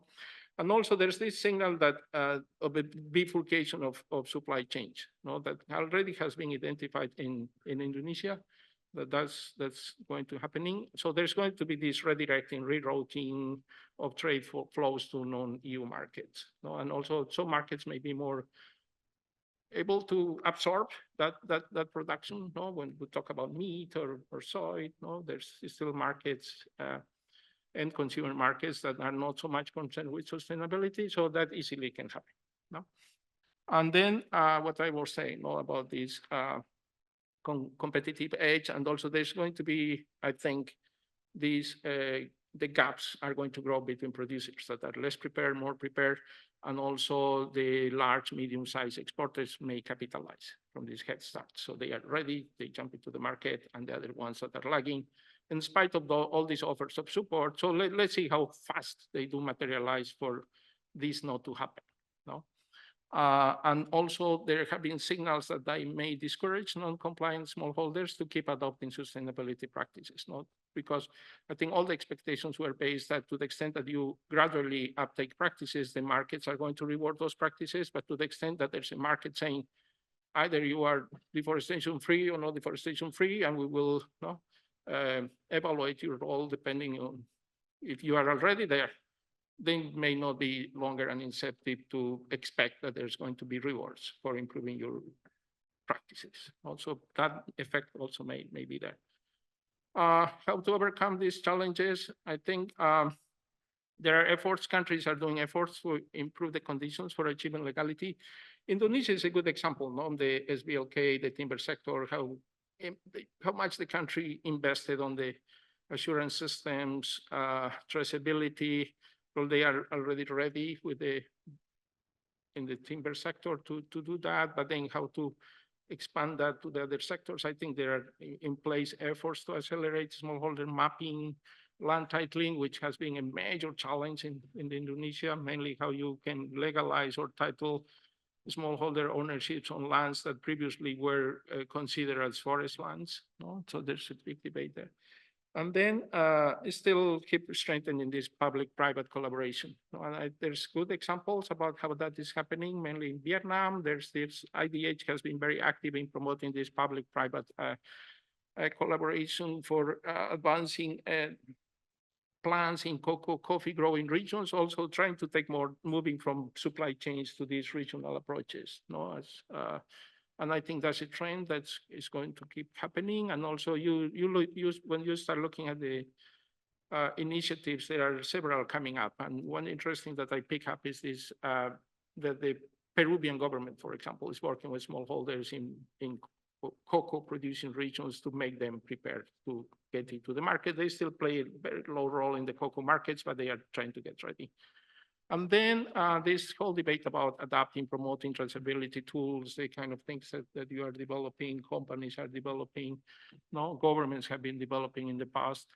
And there are several of those, mainly on the soy, on the meat, and these road plans. But there's still contested issues, I would say. And one of the one that it comes to my attention is on the approaches to deal with negligible risk and how to do that. Now, companies trying to get more territorial approaches, and still NGOs like WWF saying, no, you have to go to the farm level. That's the way to do it, because if not, risks, they are going to be there. There's going to be leakage, and probably in the long term can be more efficient to start building traceability systems to the farm level, and that could save you cost in the long run, because companies, they just want to save cost in the short term. No? And then, yeah, adapting these strategies for management risks while addressing productivity challenges. And probably this is the thing to do with the cocoa. No, that still you have to deal with risks, but you have to consider what are the productivity implications of whatever you are doing.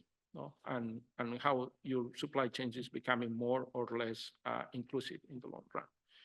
And then, so one last slide to finalize is that, yeah, so these impacts, long-term direct, indirect impacts of the EU regulations in the overall deforestation is still unclear.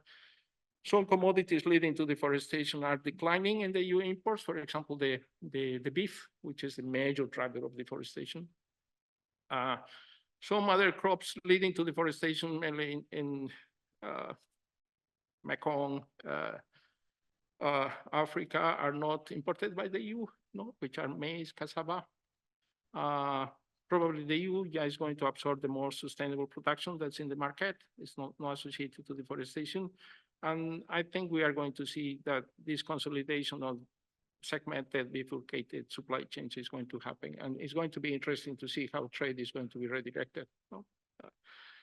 Across these different commodities. But again, I think echoing what Emmanuel was saying in the morning, growing traceability adoptions is going to enhance transparency to market supply chains, may influence other consumer markets to adopt similar measures. I think that's a big expectation, how the EU can lead by example, and then other markets may adopt the same, but that may be slow.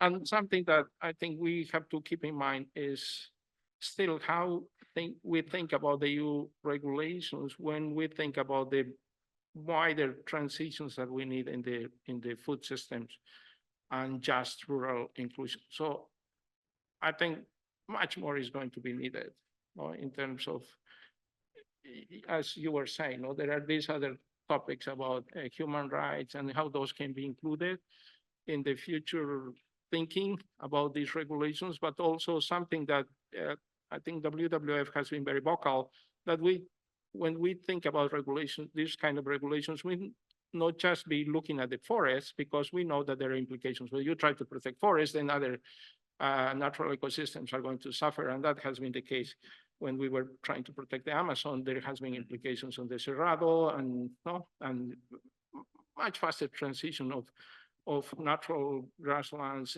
and savannas in the Cerrado. So, and probably that also may have some implications. the EU regulation. So we have to keep building that in our thinking about how we make the regulation more robust, and minimize the ecological and social risks. So that's from my side. I think I Wonderful. time. Well, thank you. Thank you very much. I think the extra time you took was well justified given the insights that you've provided us with. So next speaker is Philip. Philip, are Right. you there? Hi, everyone. Can you hear me all right? Yes, we can hear you well. Perfect. So I will try to share my presentation. Let's hope it works. All right. Let's see.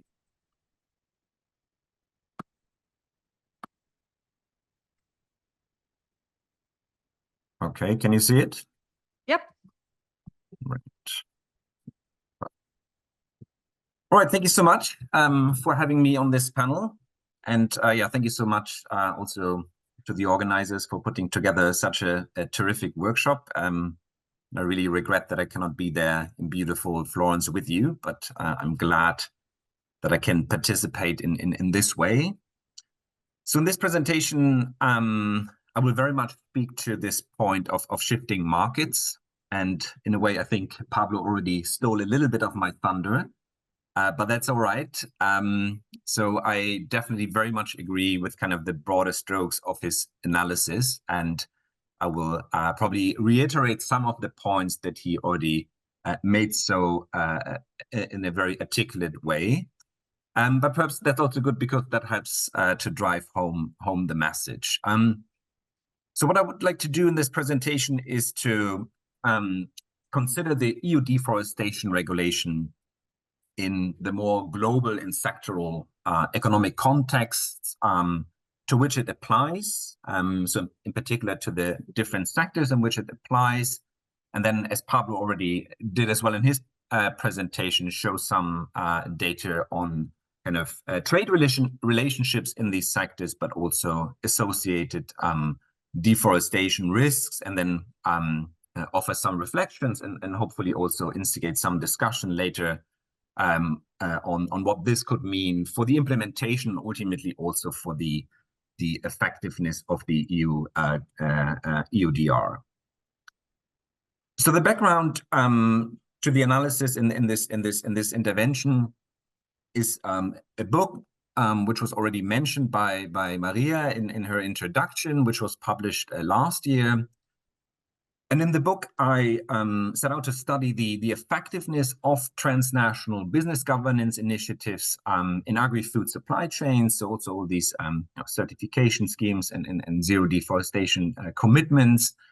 But the book took a somewhat different approach to some of the extant literature on the topic, which often focuses more on questions of policy design, instrument and institutional design, but also more granular questions regarding the implementation, technical questions about implementation, but also matters of on-the-ground implementation.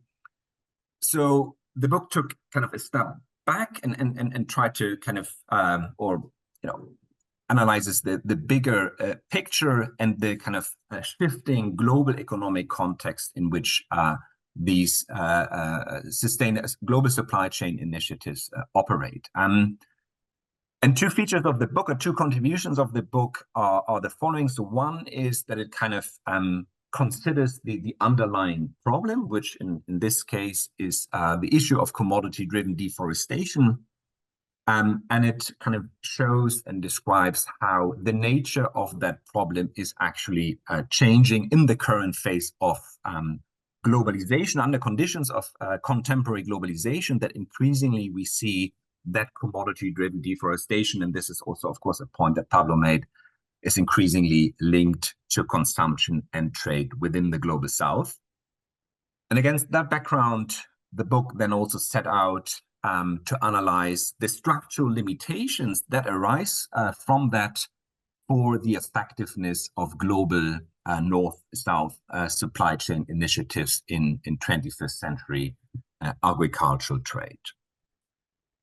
And empirically, the book very much focused on these voluntary private-led supply chain initiatives that have been around for the past 2 decades or so, certification schemes, but also company level zero deforestation commitments. But of course, now we see sort of a change in this transnational regulatory regime towards more mandatory public regulation.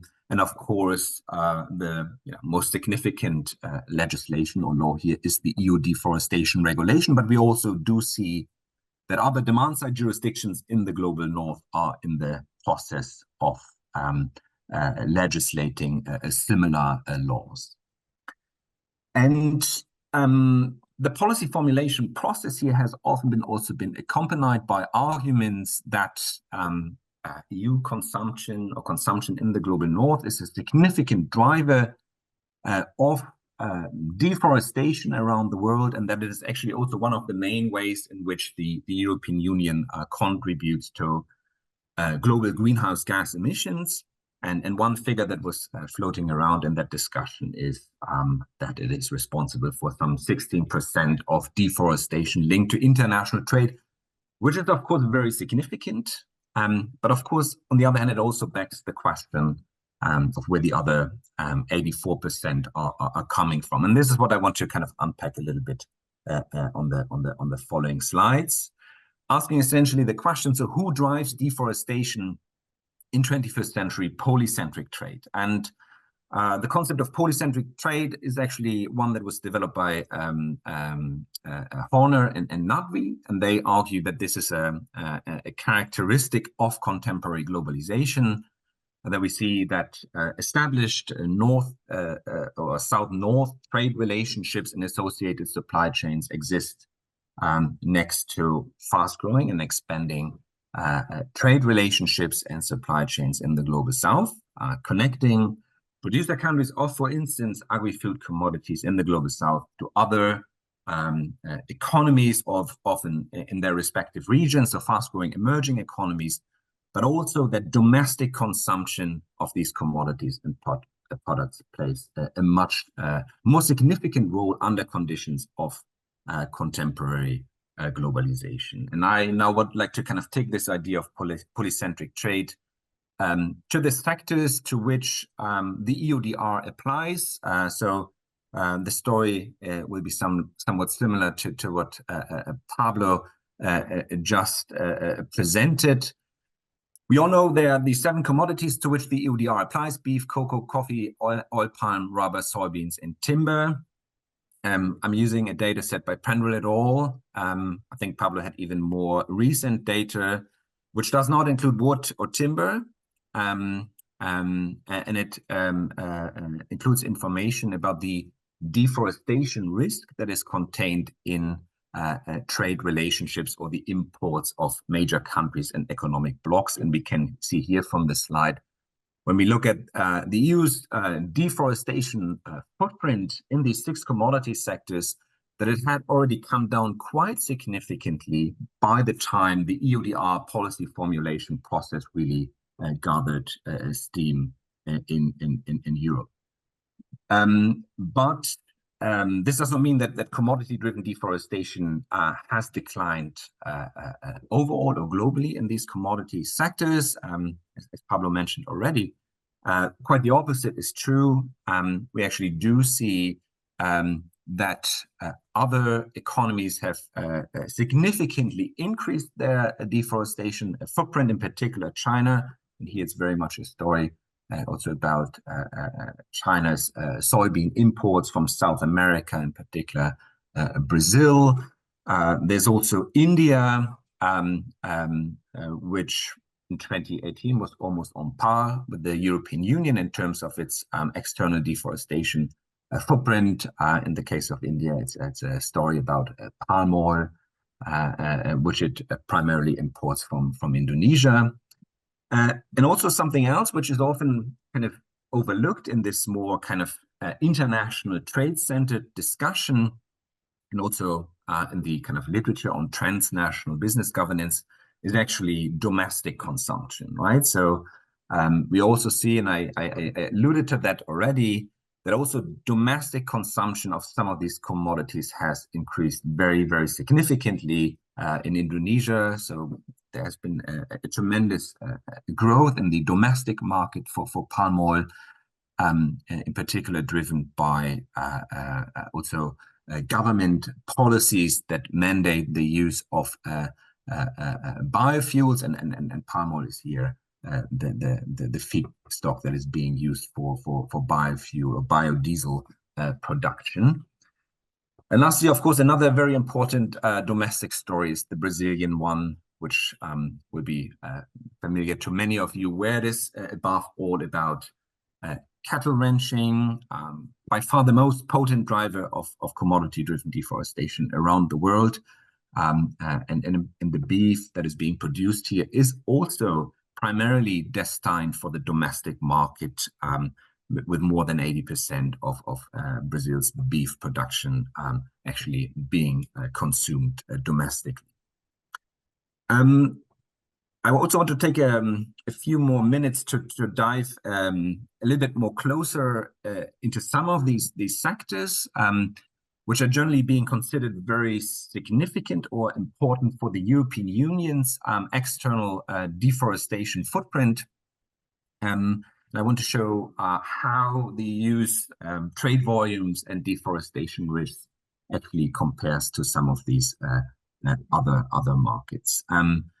So looking at soy, here we can, for instance, see quite clearly how the European Union, when we look at the trade volume, is really being dwarfed by China. I think that's by now a familiar story. And we also see how this translates into the soy deforestation exposure. And also here, one thing to mention is that the per ton deforestation exposure of Chinese imports is significantly higher when compared to that of the European Union. I think it's somewhere around 2.5 times as high. And of course, we can speculate here about the reasons, but one reason probably is that in the European Union, we already had a decade or so of all these voluntary and private efforts trying to address deforestation risks in European destined supply chains, and that this has been less of the case when we look at the Chinese supply chain, for instance. Then also Indonesia, a somewhat similar picture emerging here, and of course here we see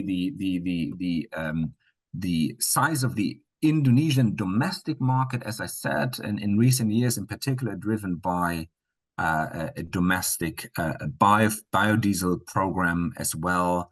But we also see that in terms of trade volumes, the European Union is being outranked by China and India.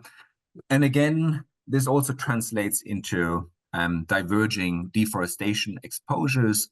And as in the case of soy, the per ton deforestation risk of European imports is quite significantly smaller when compared to some of these other emerging economies.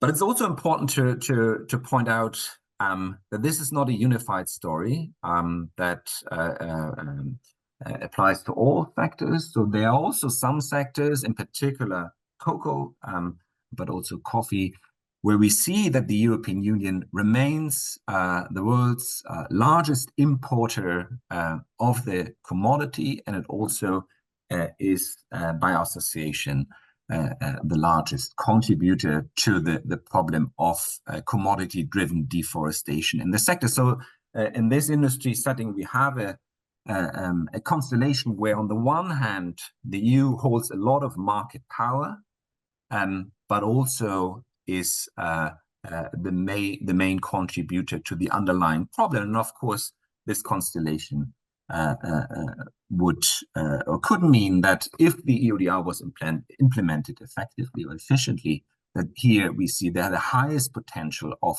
the EODR to actually contribute to solving the underlying problem. So I already started to reflect a little bit on the implications for this, for implementation and effectiveness.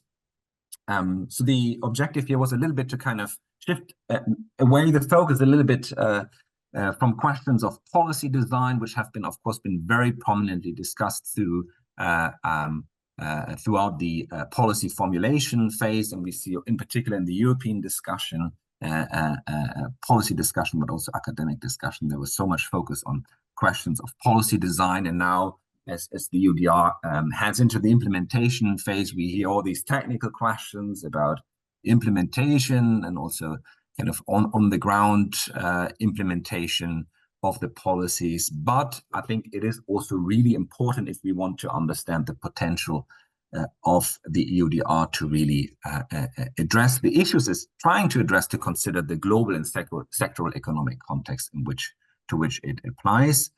And here, just to highlight a few points again, so we see that already prior to the EUDR's adoption, EU-driven deforestation in absolute terms, but also per ton, had declined quite significantly, which in some sectors also raises questions about the additionality of the EUDR. So how much of a difference will it really make in terms of addressing the underlying problem? So here the issue of problem-solving effectiveness. And we also do see that the EU's global market power relative to emerging economies and domestic markets in many of these sectoral settings has declined too, which will have important implications for implementation. I think economic power and economic dependencies are factors that play an important role when we think about the implementation. So, of course, sectors or trade relationships in which the EU's market power is lower, we can assume that there will be less incentives for those producer countries, but also producers in those countries to invest in the implementation of the policy. This then also links to the issue of leakage and bifurcation, which was already discussed in some detail by Pablo as well. For non-compliant producers or producers that find it difficult to comply, such as smallholders, there are still very vast domestic markets, but also regional markets available in the global south to which they can supply their products to. So again, it could mean that we see a bifurcation of these supply chains moving forward. But then it is also important to take a differentiated view, and also to notice the sectoral variations that we see, and that in some settings such as cocoa and coffee, we actually still have a constellation where market power and deforestation exposure of the EU is very high, and here it is likely that the potential effectiveness of the EUDR is most promising. But I will just leave it at that, and I'm looking forward to the discussion following the third presentation. Thank you.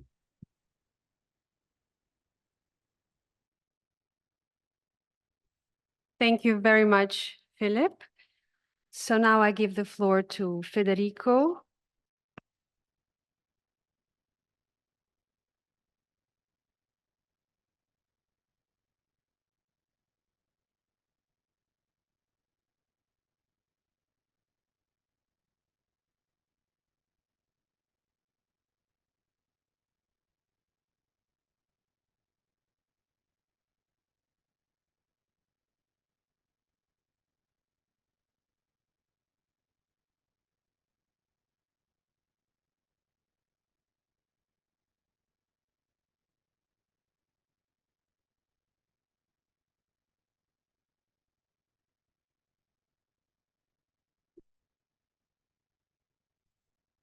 Okay, thank you so much for having me.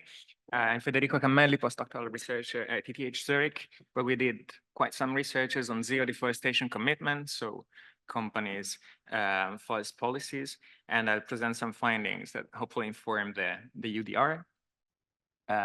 My background is an economist. My main expertise is on Brazil, Ghana, and Cote d'Ivoire.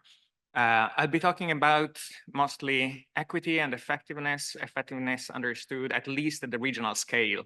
So we don't really care about just reducing deforestation in supply chain, but really what is the avoided deforestation, overall net of leakage. I'll be taking a few results a bit scattered, sorry, but that's how it is. So I'll be talking about market share, as it's been touched upon also in the previous presentation, indirect land use change, main driver of leakage, some traceability challenges, and what are the consequences of extending the scope to indirect suppliers. Most of the CDCs only touch upon direct suppliers. So who are the indirect suppliers and how to address them? Then I'll try to frame the EUDR within science of conservation, so the conservation hierarchy, and I'll talk a bit more about the EUDR with respect to forest degradation. So here we try to assess the impact of cattle ZDCs in the Brazilian Amazon. We mapped basically ZDCs for cattle in the Brazilian Amazon in space and in time, and we posited that the highest the collective market share of committed companies, the lower the deforestation, and that's what we found. And overall, we found that cattle companies reduced deforestation by 7,000 square kilometers in the study period. However, they could have actually halved deforestation had they all adopted ZDCs together. And we found the same for soy. We found that they reduced about 57% deforestation in the Amazon, much of which then linked to the Cerrado. But had they also adopted the commitment in the Cerrado, they would have reduced it there also by 46%. Now, if we also account for cross-boundary leakages, these effects are halved. But if all companies in Brazil would have adopted this together, deforestation for soy would have fell by, the overall Brazil deforestation would have fell by 9%. So what I'm trying to say is that market share does matter, and the EUDR is a fantastic news because it potentially level company sourcing requirements across forest biomes. On the other hand, it is very susceptible, vulnerable to uneven market share of the EUDR, as others said. So 70 to 80% of the Brazilian beef market is domestic, right? On that, we have no leverage. And the main soy importer is China. Importantly, COFCO, the main soy traders, did commit to zero deforestation. So we need to see how the EUDR will play with these commitments. The two policies I mentioned before, the soy moratorium and the cattle commitments, they had cutoff date in 2008 and 2009. The EUDR has a cutoff date in 2020. What does it mean? It means that some production that was not compliant according to ZDC will be EU compliant later. So there is a segment of pastures and soy production future, let's say, that was deforested in these 10 years in the 2010s, that will be EU compliant, which means there is room for indirect land use changes. Now, so products that is produced now there can move in the forest to make space for soy and cattle that will go to Europe, and that cannot be purchased by companies with ZDCs, right? So there will be also a reduction in ZDC market share.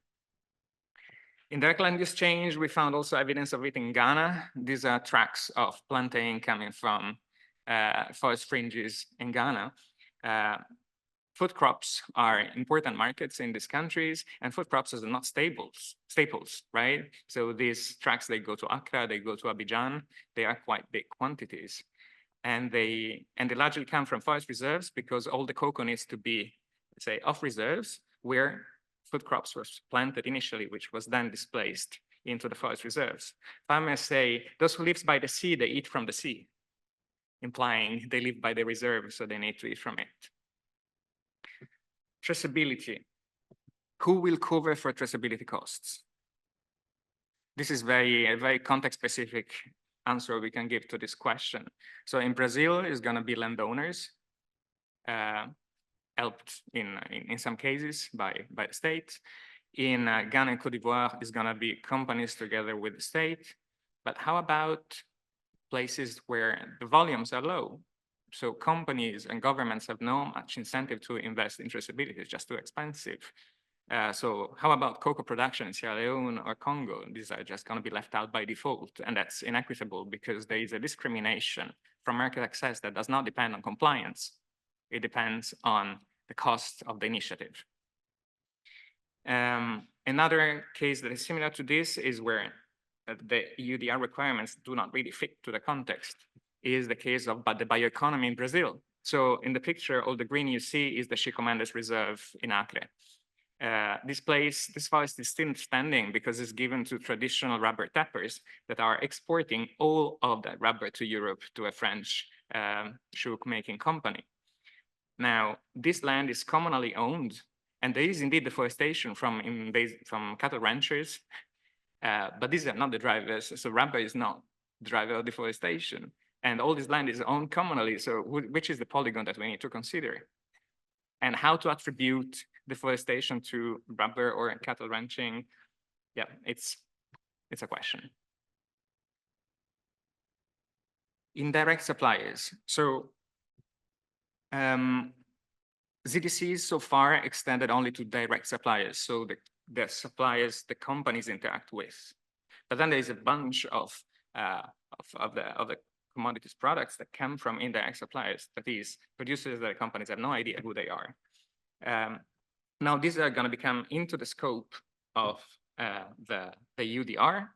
So, for instance, now only 40% of cocoa producers are direct suppliers, and only half of the pasture in the Amazon it's covered by direct suppliers. So, who are these new indirect suppliers that are going to be covered? So, I looked at cattle suppliers on the left graph. You can see that basically indirect suppliers of in ZDC supply chains are systematically smaller than the others. So there is where we have the smallholders. On the upper graph, we see the deforestation, and the deforestation is concentrated in the light blue area. So in the land owned by indirect suppliers. So we're going to have smallholders that are indeed deforesting that we're going to have to tackle. And who are these smallholders? In many cases, producers that are already marginalized. Maybe I should say also that this research is done at a multi-level. So we are joining research on secondary data and remote sensing, interviews along the whole supply chains, and household surveys. So what we found is these smallholders, they are generally already marginalized. They receive lower prices and they face smaller markets. A lot due to the low volumes they have, so they cannot transport it further, it's not cost effective, and the lower quality breeds. So higher sustainability requirements towards them means, in many cases, just keeping them where they are. But in some cases, it also means, well, dropping them from the formal market. Why is it so? Well, larger producers have more capacity to comply, but they also have more experience in evading buyers' requirements. That's what they've been doing for the last decade for these CDCs. So if you have more plots of land, you can easily triangulate produce so that it comes from the plot that is in compliant rather than the others. And this holds for cattle, but also for cocoa. Typically, companies only map one plot per farmer, but farmers typically have more than one. Then another question is, or another factor that is going to affect the equity impacts on smallholders is, are farmers aware of these new criteria coming? Are they aware of the EUDR? Are they aware of the cutoff date? Are they ready? For as many stakeholder platforms we have in Brussels, is then, let's say, the information trickling down to producers? My guess is no. From what I've seen for ZDCs, farmers were extremely actually upset, and there was a lot of backlash because of this. They were saying writing the law is easy, applying fines too, but producers, they only receive information when the sanction comes, when they were excluded. So as Pablo was saying, there's no chance to adapt to compliance. And then how to handle false positive. As Grit says, so remote sensing products are not perfect. So there's going to be deforestation that is false positive. It's not there. The farmers are going to be willing to say, hey, this is not deforestation. Are they going to be able to show this? And how this information, and who is going to pay for this information to be generated? Engaging smallholders is challenging. There are many, they produce small volumes. And on top of it, well, they also touch on, let's say, little amount of forest, right? Besides the challenge of engaging them, we also need to understand what drives their behavior change, because this is what we want to do, right? So if you address 50 cocoa farmers in a village of 1,000, why should they change their behavior if none of their neighbor does? This is why supply chain approaches and supply chain interventions sometimes fail, because they totally fail to achieve, to leverage social learning. They also, even if they were actually to achieve change, they would change 50 plots out of 1,000. What is this gonna do in terms of ecological outcomes? There is no connectivity, right? You're gonna have the fragmentation anyway. So effective and equitable ZDCs in a smallholder landscape, they ought to target landscape if they want to hope to achieve any behavioral change and also ecological outcomes. Now, the Article 30 calls for coordinated action at landscape or jurisdictional level, but if you talk to cocoa companies, they're all freaking out because they need to show compliance. So they're actually diverting eventually from landscapes. So there is a great opportunity for the risk benchmarking, right, to insert something related to landscapes. And so how to nest the EUDR within conservation science? There is this nice concept, which is the conservation mitigation hierarchy, which says, first, we need to avoid and refrain from harm. Let's stop deforestation. But in post-forest landscapes, we need to also minimize and reduce, remediate and restore, offset, which means restoration, agroforestry, offsetting. Now, the EUDR really nicely covered the first and most important pillar of the conservation hierarchy, avoid and refrain. But in post-forest landscapes, such as Côte d'Ivoire and Ghana, there's little point in conserving tiny forest patches if there is no connectivity in the landscape, which is related to forest restoration and agroforestry. So a lot of important synergies may be missed because the EUDR is diverting efforts towards forest conservation away from restoration. So here is where risk benchmarking could try to give an incentive for restoration. Now moving to forest degradation. I'm competing with you to let somebody. All right. I'll talk about the Amazon, biggest forest on the planet. We know that about 20% is over, is being cleared. But how about the 80% that is left? Every year is ravaged by fires, illegal logging, overhunting, and droughts. Now, if you look at where fires, only in last year, less than 20%, they were related to deforestation. Many of them were on agricultural fires, of course, but also they were ravaging in primary and secondary vegetation. So just to say that these are not deforestation fires, these are degradation fires. But then degraded forests do not look like cleared, or they don't really look or fit like the degradation definition of the EUDR. But this degradation is very important. In the last decade, they caused up to 3 times carbon emissions than deforestation itself, just because degradation is so extensive. They cause huge carbon emission, they double the amount of biodiversity losses from deforestation, and of course, they also burn the farms. So we found that they actually reduce smallholder revenue by about 5 times if they're hit by fires. And it's an insidious problem. If we look at the Amazon wide, deforestation has been diminishing, but degradation didn't. So they have been decoupling. We've been thinking that reducing deforestation, we do reduce degradation. That's not the case. What does it mean? It means that the drivers of degradation are different from the ones of deforestation, and that the policies that were successful at reducing deforestation do not work against degradation. So there's, let's say, an array of proximate and secondary drivers that are for the fragmentation, fires, droughts, hunting, logging, related to deforestation, agricultural fire use, droughts, accessibility of population. And through literature, you can actually connect all these dots back to commodities production. If you look at zero deforestation commitments, they only look at the deforestation channel. So we wanted to know, is this enough actually to tackle forest degradation, or do we need a new paradigm of policies? So we assessed the company's impact on this, and we found that they do reduce deforestation for cattle, the first row, and soy in the second one. But they, in most cases, they did not reduce degradation, and this impact actually disappeared once we controlled for deforestation. So they did not reduce deforestation net of the impact on deforestation.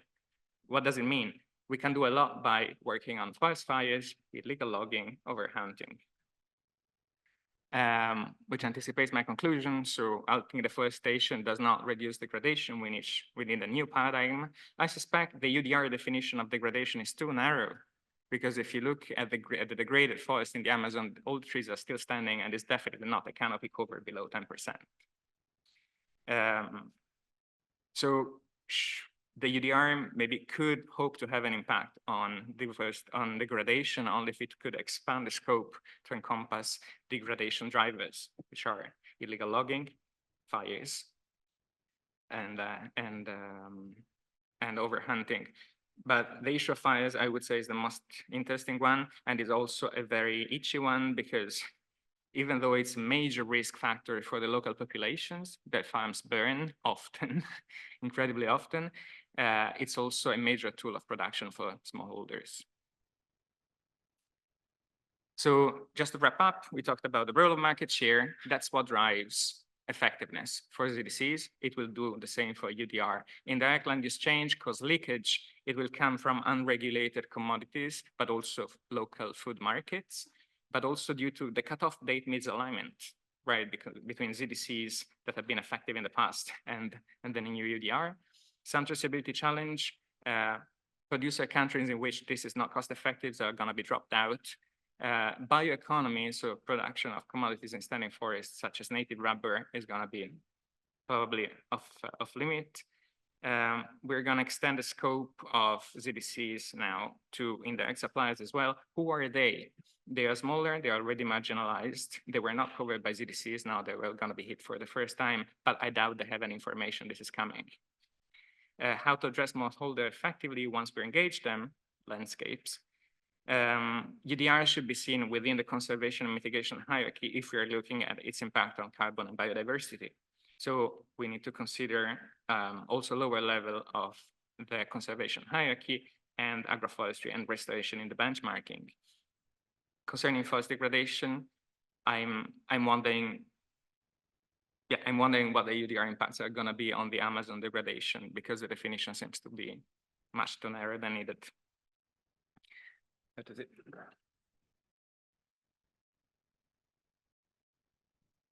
Okay, thanks a lot, Federico. Also, this was quite fascinating.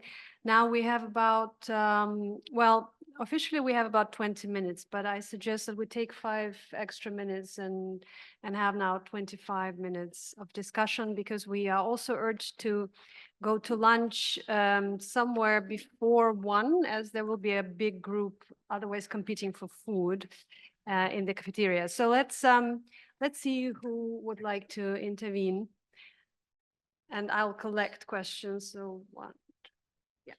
Okay, so please go ahead and introduce yourself, please. Thank you very much. This is Kunhao Yang, a PhD researcher here at EUI, and my research focuses on the extraterritorial effects of EU law in China, especially on the due diligence policy. So thank you very much for the very fascinating points. I have 2 questions or thoughts that may try to embark the discussion. The first is, as the speaker said, that do you see there is some side effects of the EUDR, the deforestation due diligence, and one of it may lead to a more fragmented or regionalized trade order or supply chain in the future, as Pablo said, is the bifurcated supply chain. So do you see the EUDR or the European Commission is taking actions to mitigate these side effects, to not to force the supply chain to be more fragmented? And what I can see from the text of the EUDR is, one, it's encouraged the EU to and the member state to engage with more third countries to have international cooperations, like the voluntary partnership agreements. And the second is encourage the member state to provide more technical assistance to producers outside the EU and also the operators in the EU. So, but according to the data, very interesting data, that we can see that the big or the major producers outside the EU have more access to the data, have more resources to do with that, but the small producers may be marginalized. And maybe they will, okay, I give up this market and then go to China, which has had a comparatively lower standards. So would you see the EUDR or in practice is taking more actions to deal with this side effect of the due diligence requirements? Yeah, thanks. Okay, thanks. So let's continue. Joanne, you had a question. So I'm very aligned with my students because I was going to ask mainly the same question as Kunhara actually. So let me just put it slightly differently. So if we think back to FLEGT and the issue of trade diversion, could you just give us some perspectives on how you see the transition from FLEGT to EUDR from this perspective? Because if one were to ask the question, is this a good idea? That we'd have to compare the more systemic impacts that FLEGT potentially had through the VPAs in producer countries compared to EUDR. So I'd just be interested in the perspective of people who have been following this for a long time. Thanks, Joanne. Jonathan? Well, my questions are in a way, or really comments, are in the same sort of line. I mean, I thought these were fantastic and mutually very complementary and reinforcing presentations. And I mean, they tell us a number of things, it seems to me. Right? First of all, that there are some commodities where, let's say, the theory of change of the EUDR is plausible that it will have significant effects. These are predominantly cases where the EU remains a dominant market and driver of deforestation, so cocoa and coffee in particular.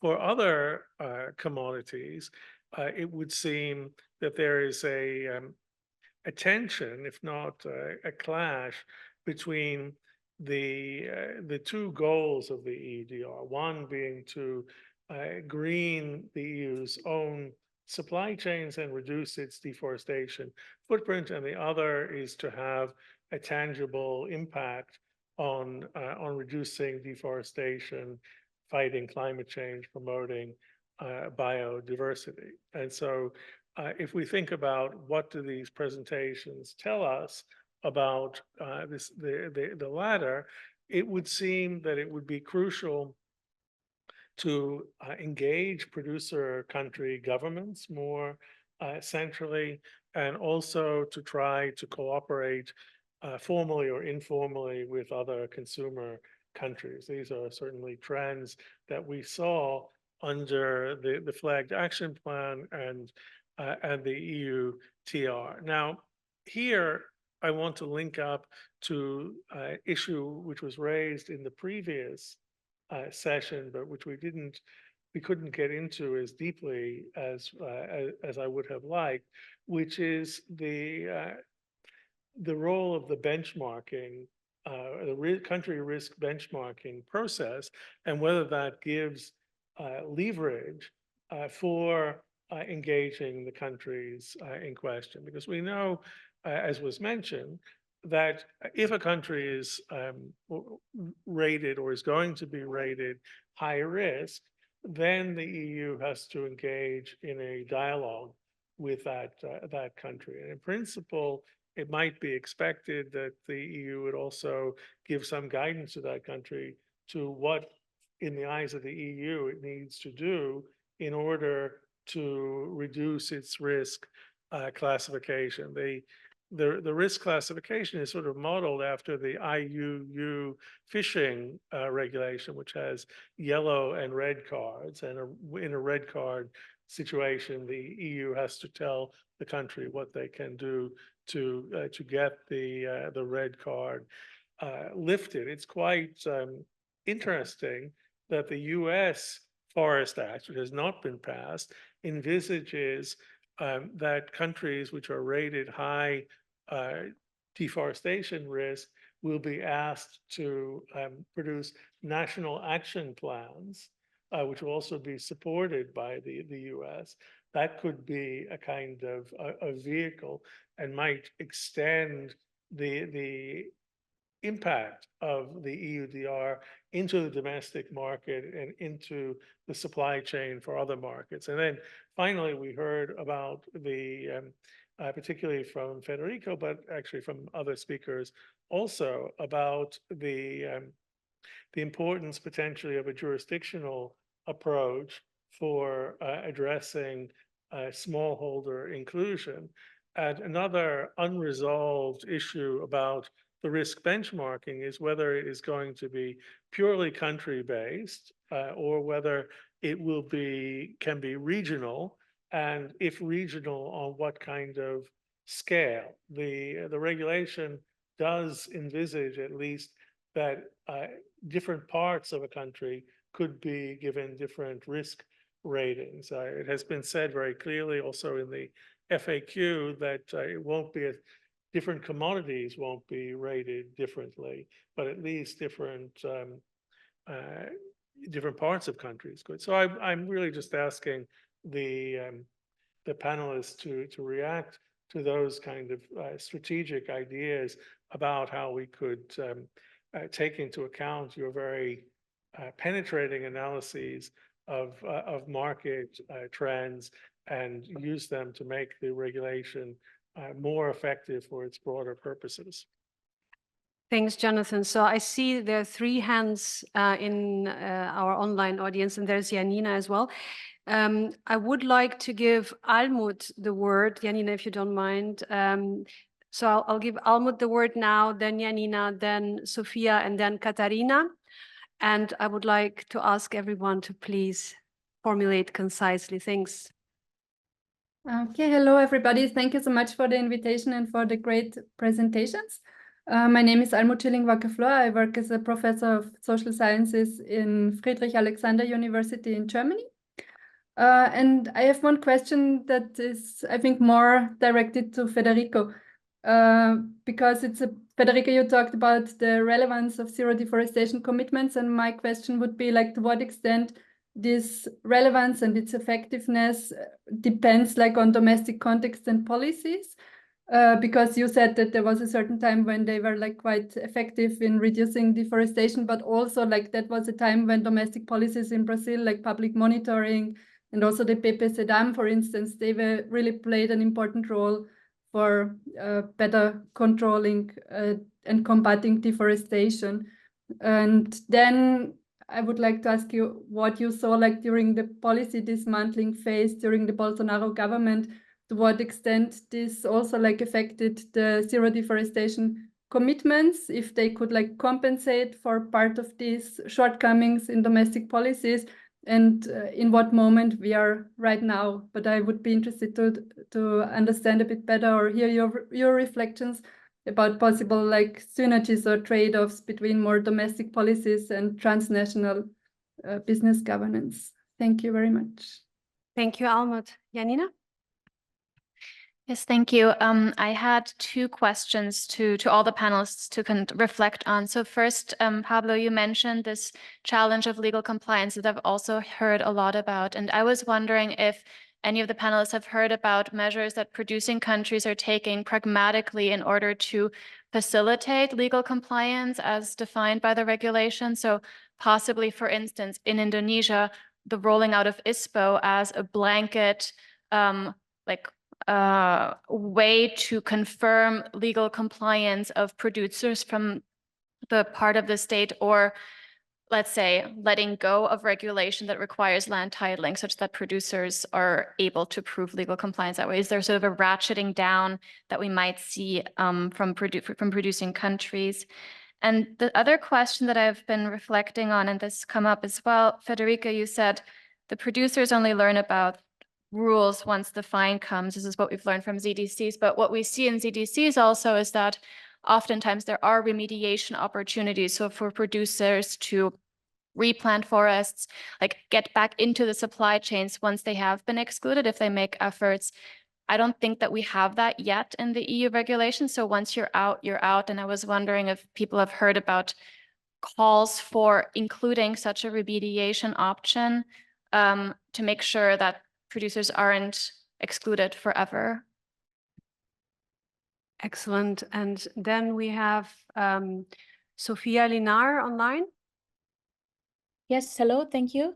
My name is Sophia Linar. I'm attending from Berlin. I have a certification background, but I'm currently working for EcoCert, but attending today in a private capacity. My question is relating primarily to the presentation from Pablo, but I would possibly be interested to hear the perspective also of representatives from the Commission. So in the presentation, it was mentioned the example of Ethiopia and coffee being primarily or to a large extent being produced by smallholder producers.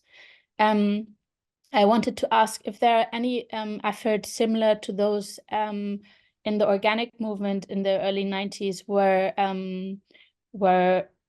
smallholders were included by means of internal control systems. And yes, I think this would be because I see similar challenges of the mechanism having difficulties being implemented in terms of the monitoring at scale for smallholders. Thank you very much.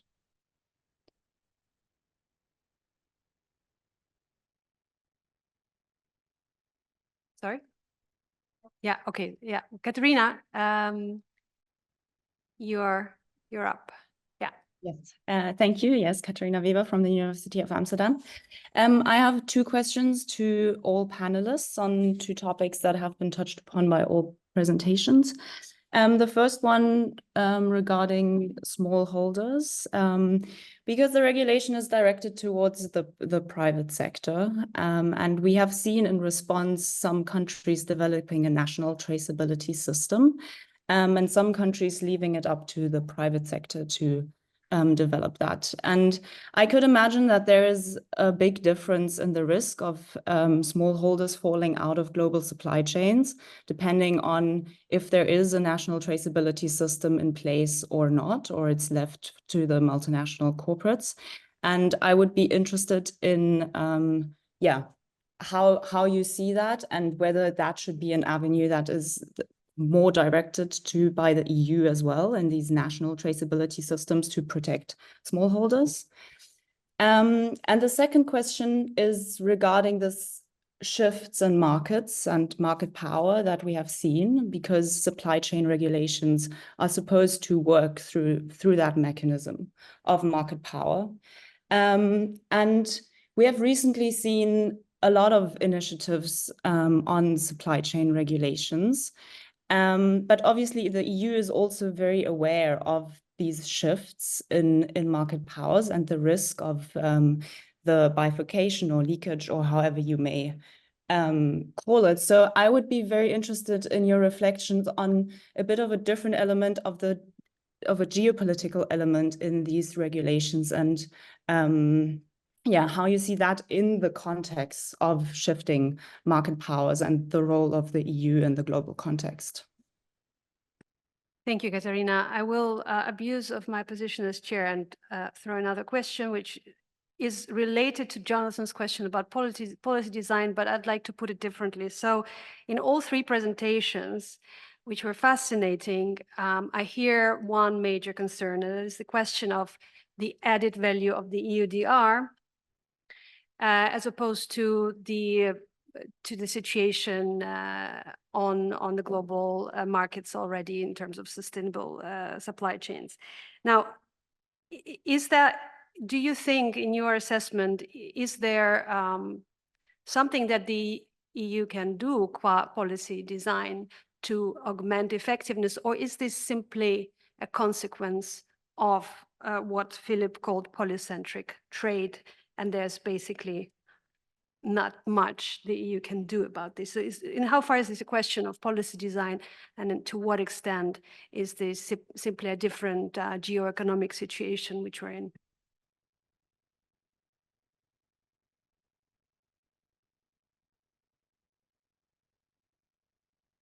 Yeah, you can pick and choose. These were a lot of questions.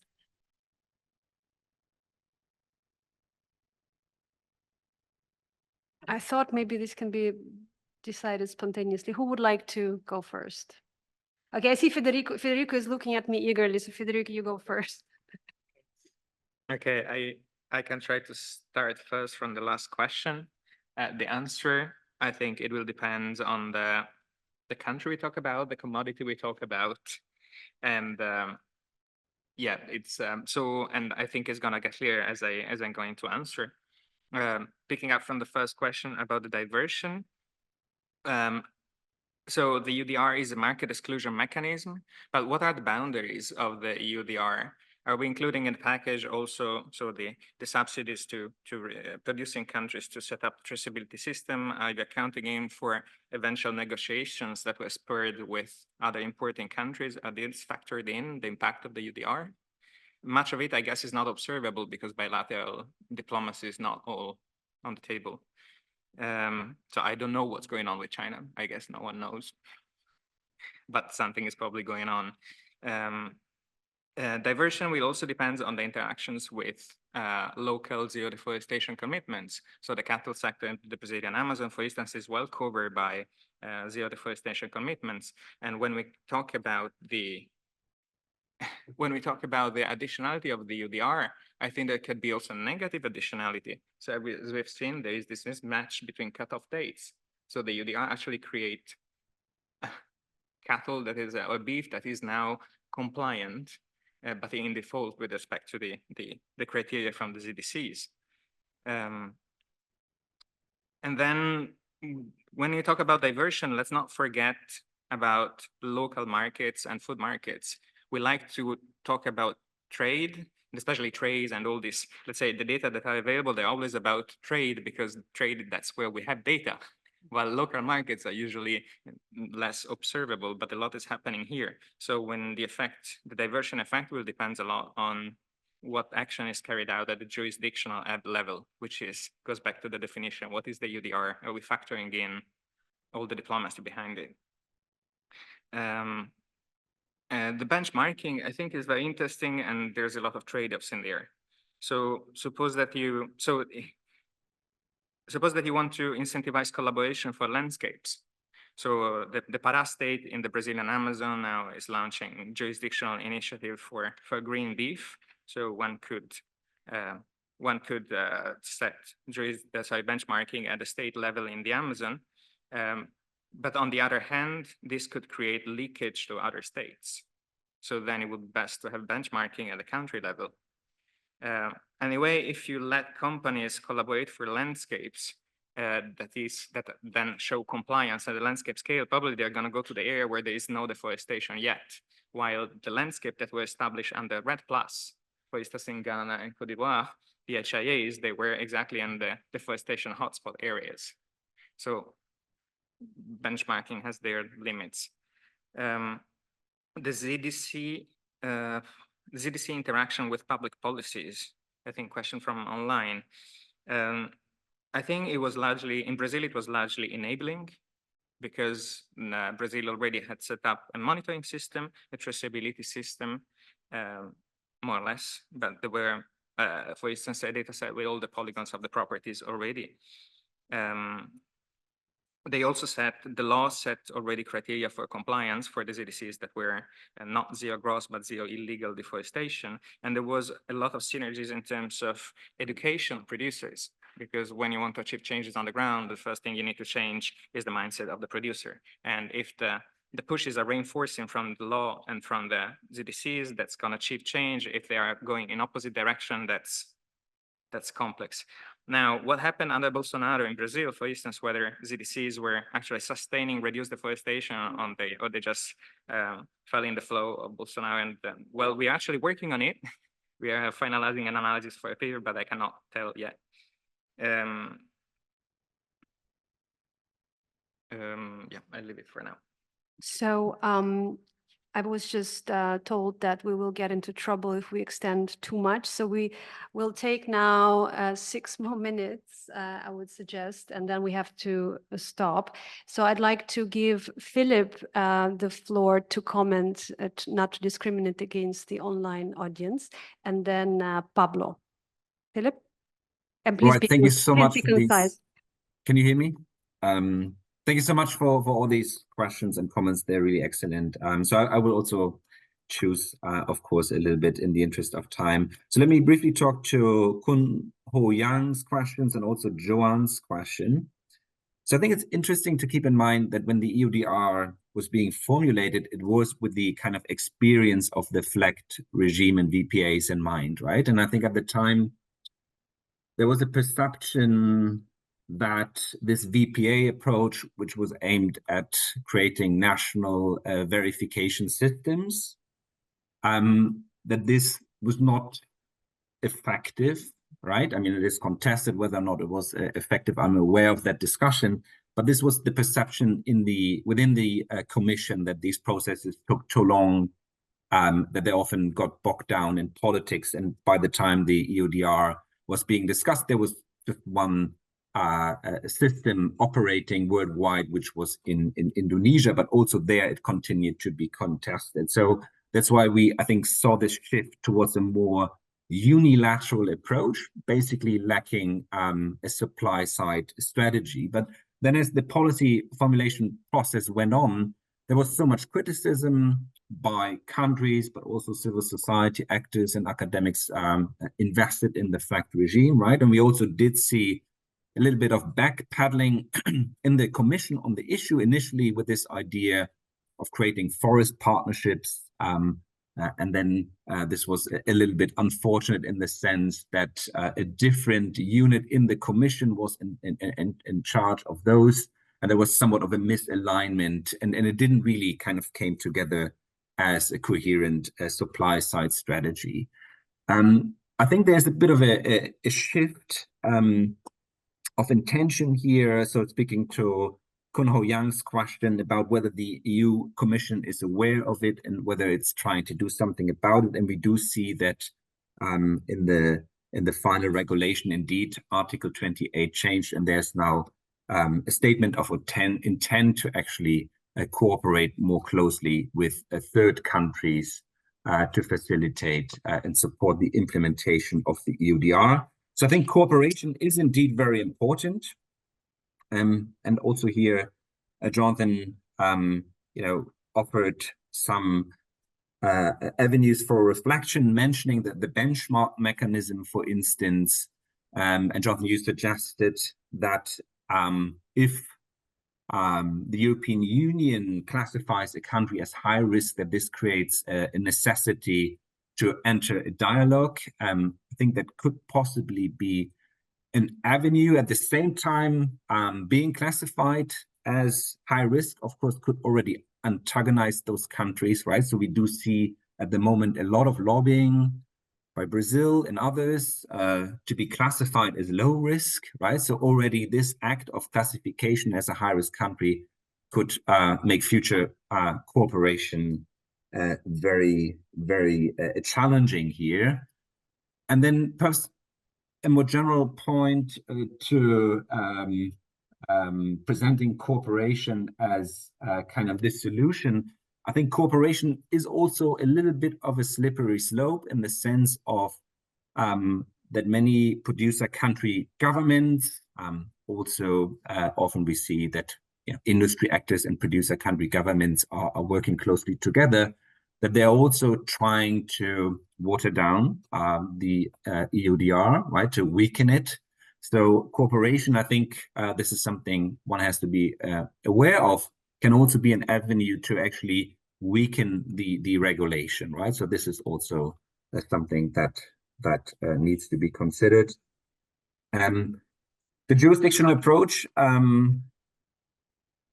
has been suggested as a possibility, in particular, to create. Philip, sorry, we have 2 minutes remaining. I think we I need to leave wrap that up. to Pablo to mention in his. But thank you very much. Super great question. Thank you, Philip. Sorry about that, but I would like to give Pablo the possibility to respond as well. Which I will do my best to cover some of those are great questions. But I think somehow the EU came and changed the rules of the game. There were all these processes going on to building sustainability on the supply chains, deforestation commitments, but also we saw that we were not making much progress, and there was need to take advantage of this opening, shift the rules. But I think there has not been too much acknowledgement of this transition risk. So what's going to happen in the short term between now, the next year, and who is going to take advantage and who are going to be penalized? And it seems that we are getting some idea about who will gain, who will pay the costs. And then what are the additional costs that are going to be needed and who are going to pay for those? But those depends on the context. In some cases, those can being absorbed by the government, in some other cases by companies, but we know who are going to be the ones that are going to be paying the price.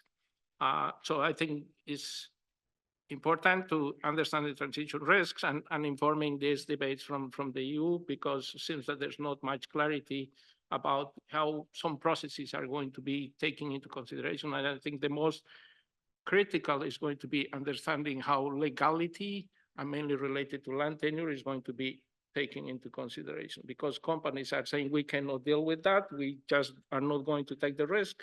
But there are kind of different messages coming from Emmanuel saying, yeah, but we may not find ways how to deal with that. So that's also not clear to me.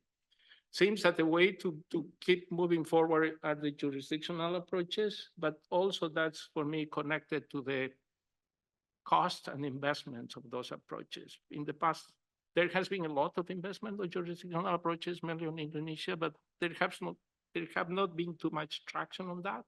And in my view has been because that's connected with how sharing costs is being built into these jurisdictional approaches, because the governments, they expect the companies are going to take the costs of paying for extension services, technical assistance to the smallholders, but the companies also, they are expecting that the government should pay the bill. And only in a few cases you have been seeing clear agreements about share responsibilities on who pays the bill and how that is going to be managed in the long run. So for me, that has been the major obstacle of the jurisdictional approaches, which are these negotiations about co-investments and cost sharing on those approaches, because to my view, at least theoretically, those are the ways to go with solving these constraints that we are going to face supporting smallholders, which is not an easy fix. No? Issues of legality, technical assistance, know-how, there are several, and there has been a lot of research on that, on Indonesia and the oil palm. Yeah, those are and probably the lessons to take from the FLEG. I think the FLEG was interesting to the extent that the primary goal, yeah, it was not building assurance systems, but also was investing in the governance systems of the countries. And it seems that the EUDR has been forgetting a little bit that, but that's becoming part of these collaboration partnerships, but it's not the primary goal. And we see that the primary goal to deal with deforestation in the long run is building on the governance systems of these countries and dealing with informal markets and factoring these other topics that are coming up. Because when you talk about fires, it's not just about illegality, it's the whole connections with climate. And these forests are becoming much more exposed to climate, and who is going to deal with that, with uncertainties? You have to pay the bill for adaptation as well. So the costs are increasing. And the challenges. So yeah, Thank you so much, Pablo, for this very concise answer. Geert, would you like to come in for a last comment? No, I just wanted to confirm fully what also Pablo was saying, because it's very, very important. And I would say forests are suffering, and if we think even of the degradation, this is also happening in Europe. A lot of long roads give you forests that are dying away, and that is not so evident. You not say better than, so we will have a gradual implementation that will need to have a lot of extra efforts, positive incentives, whatever, but planting forests is not evident. In France, we see that 80% of planted forests are just dying away, which is not a solution either. We need to be very, very careful in what we recommend. It's very much on your side with that, what you said. All right, so thanks everybody.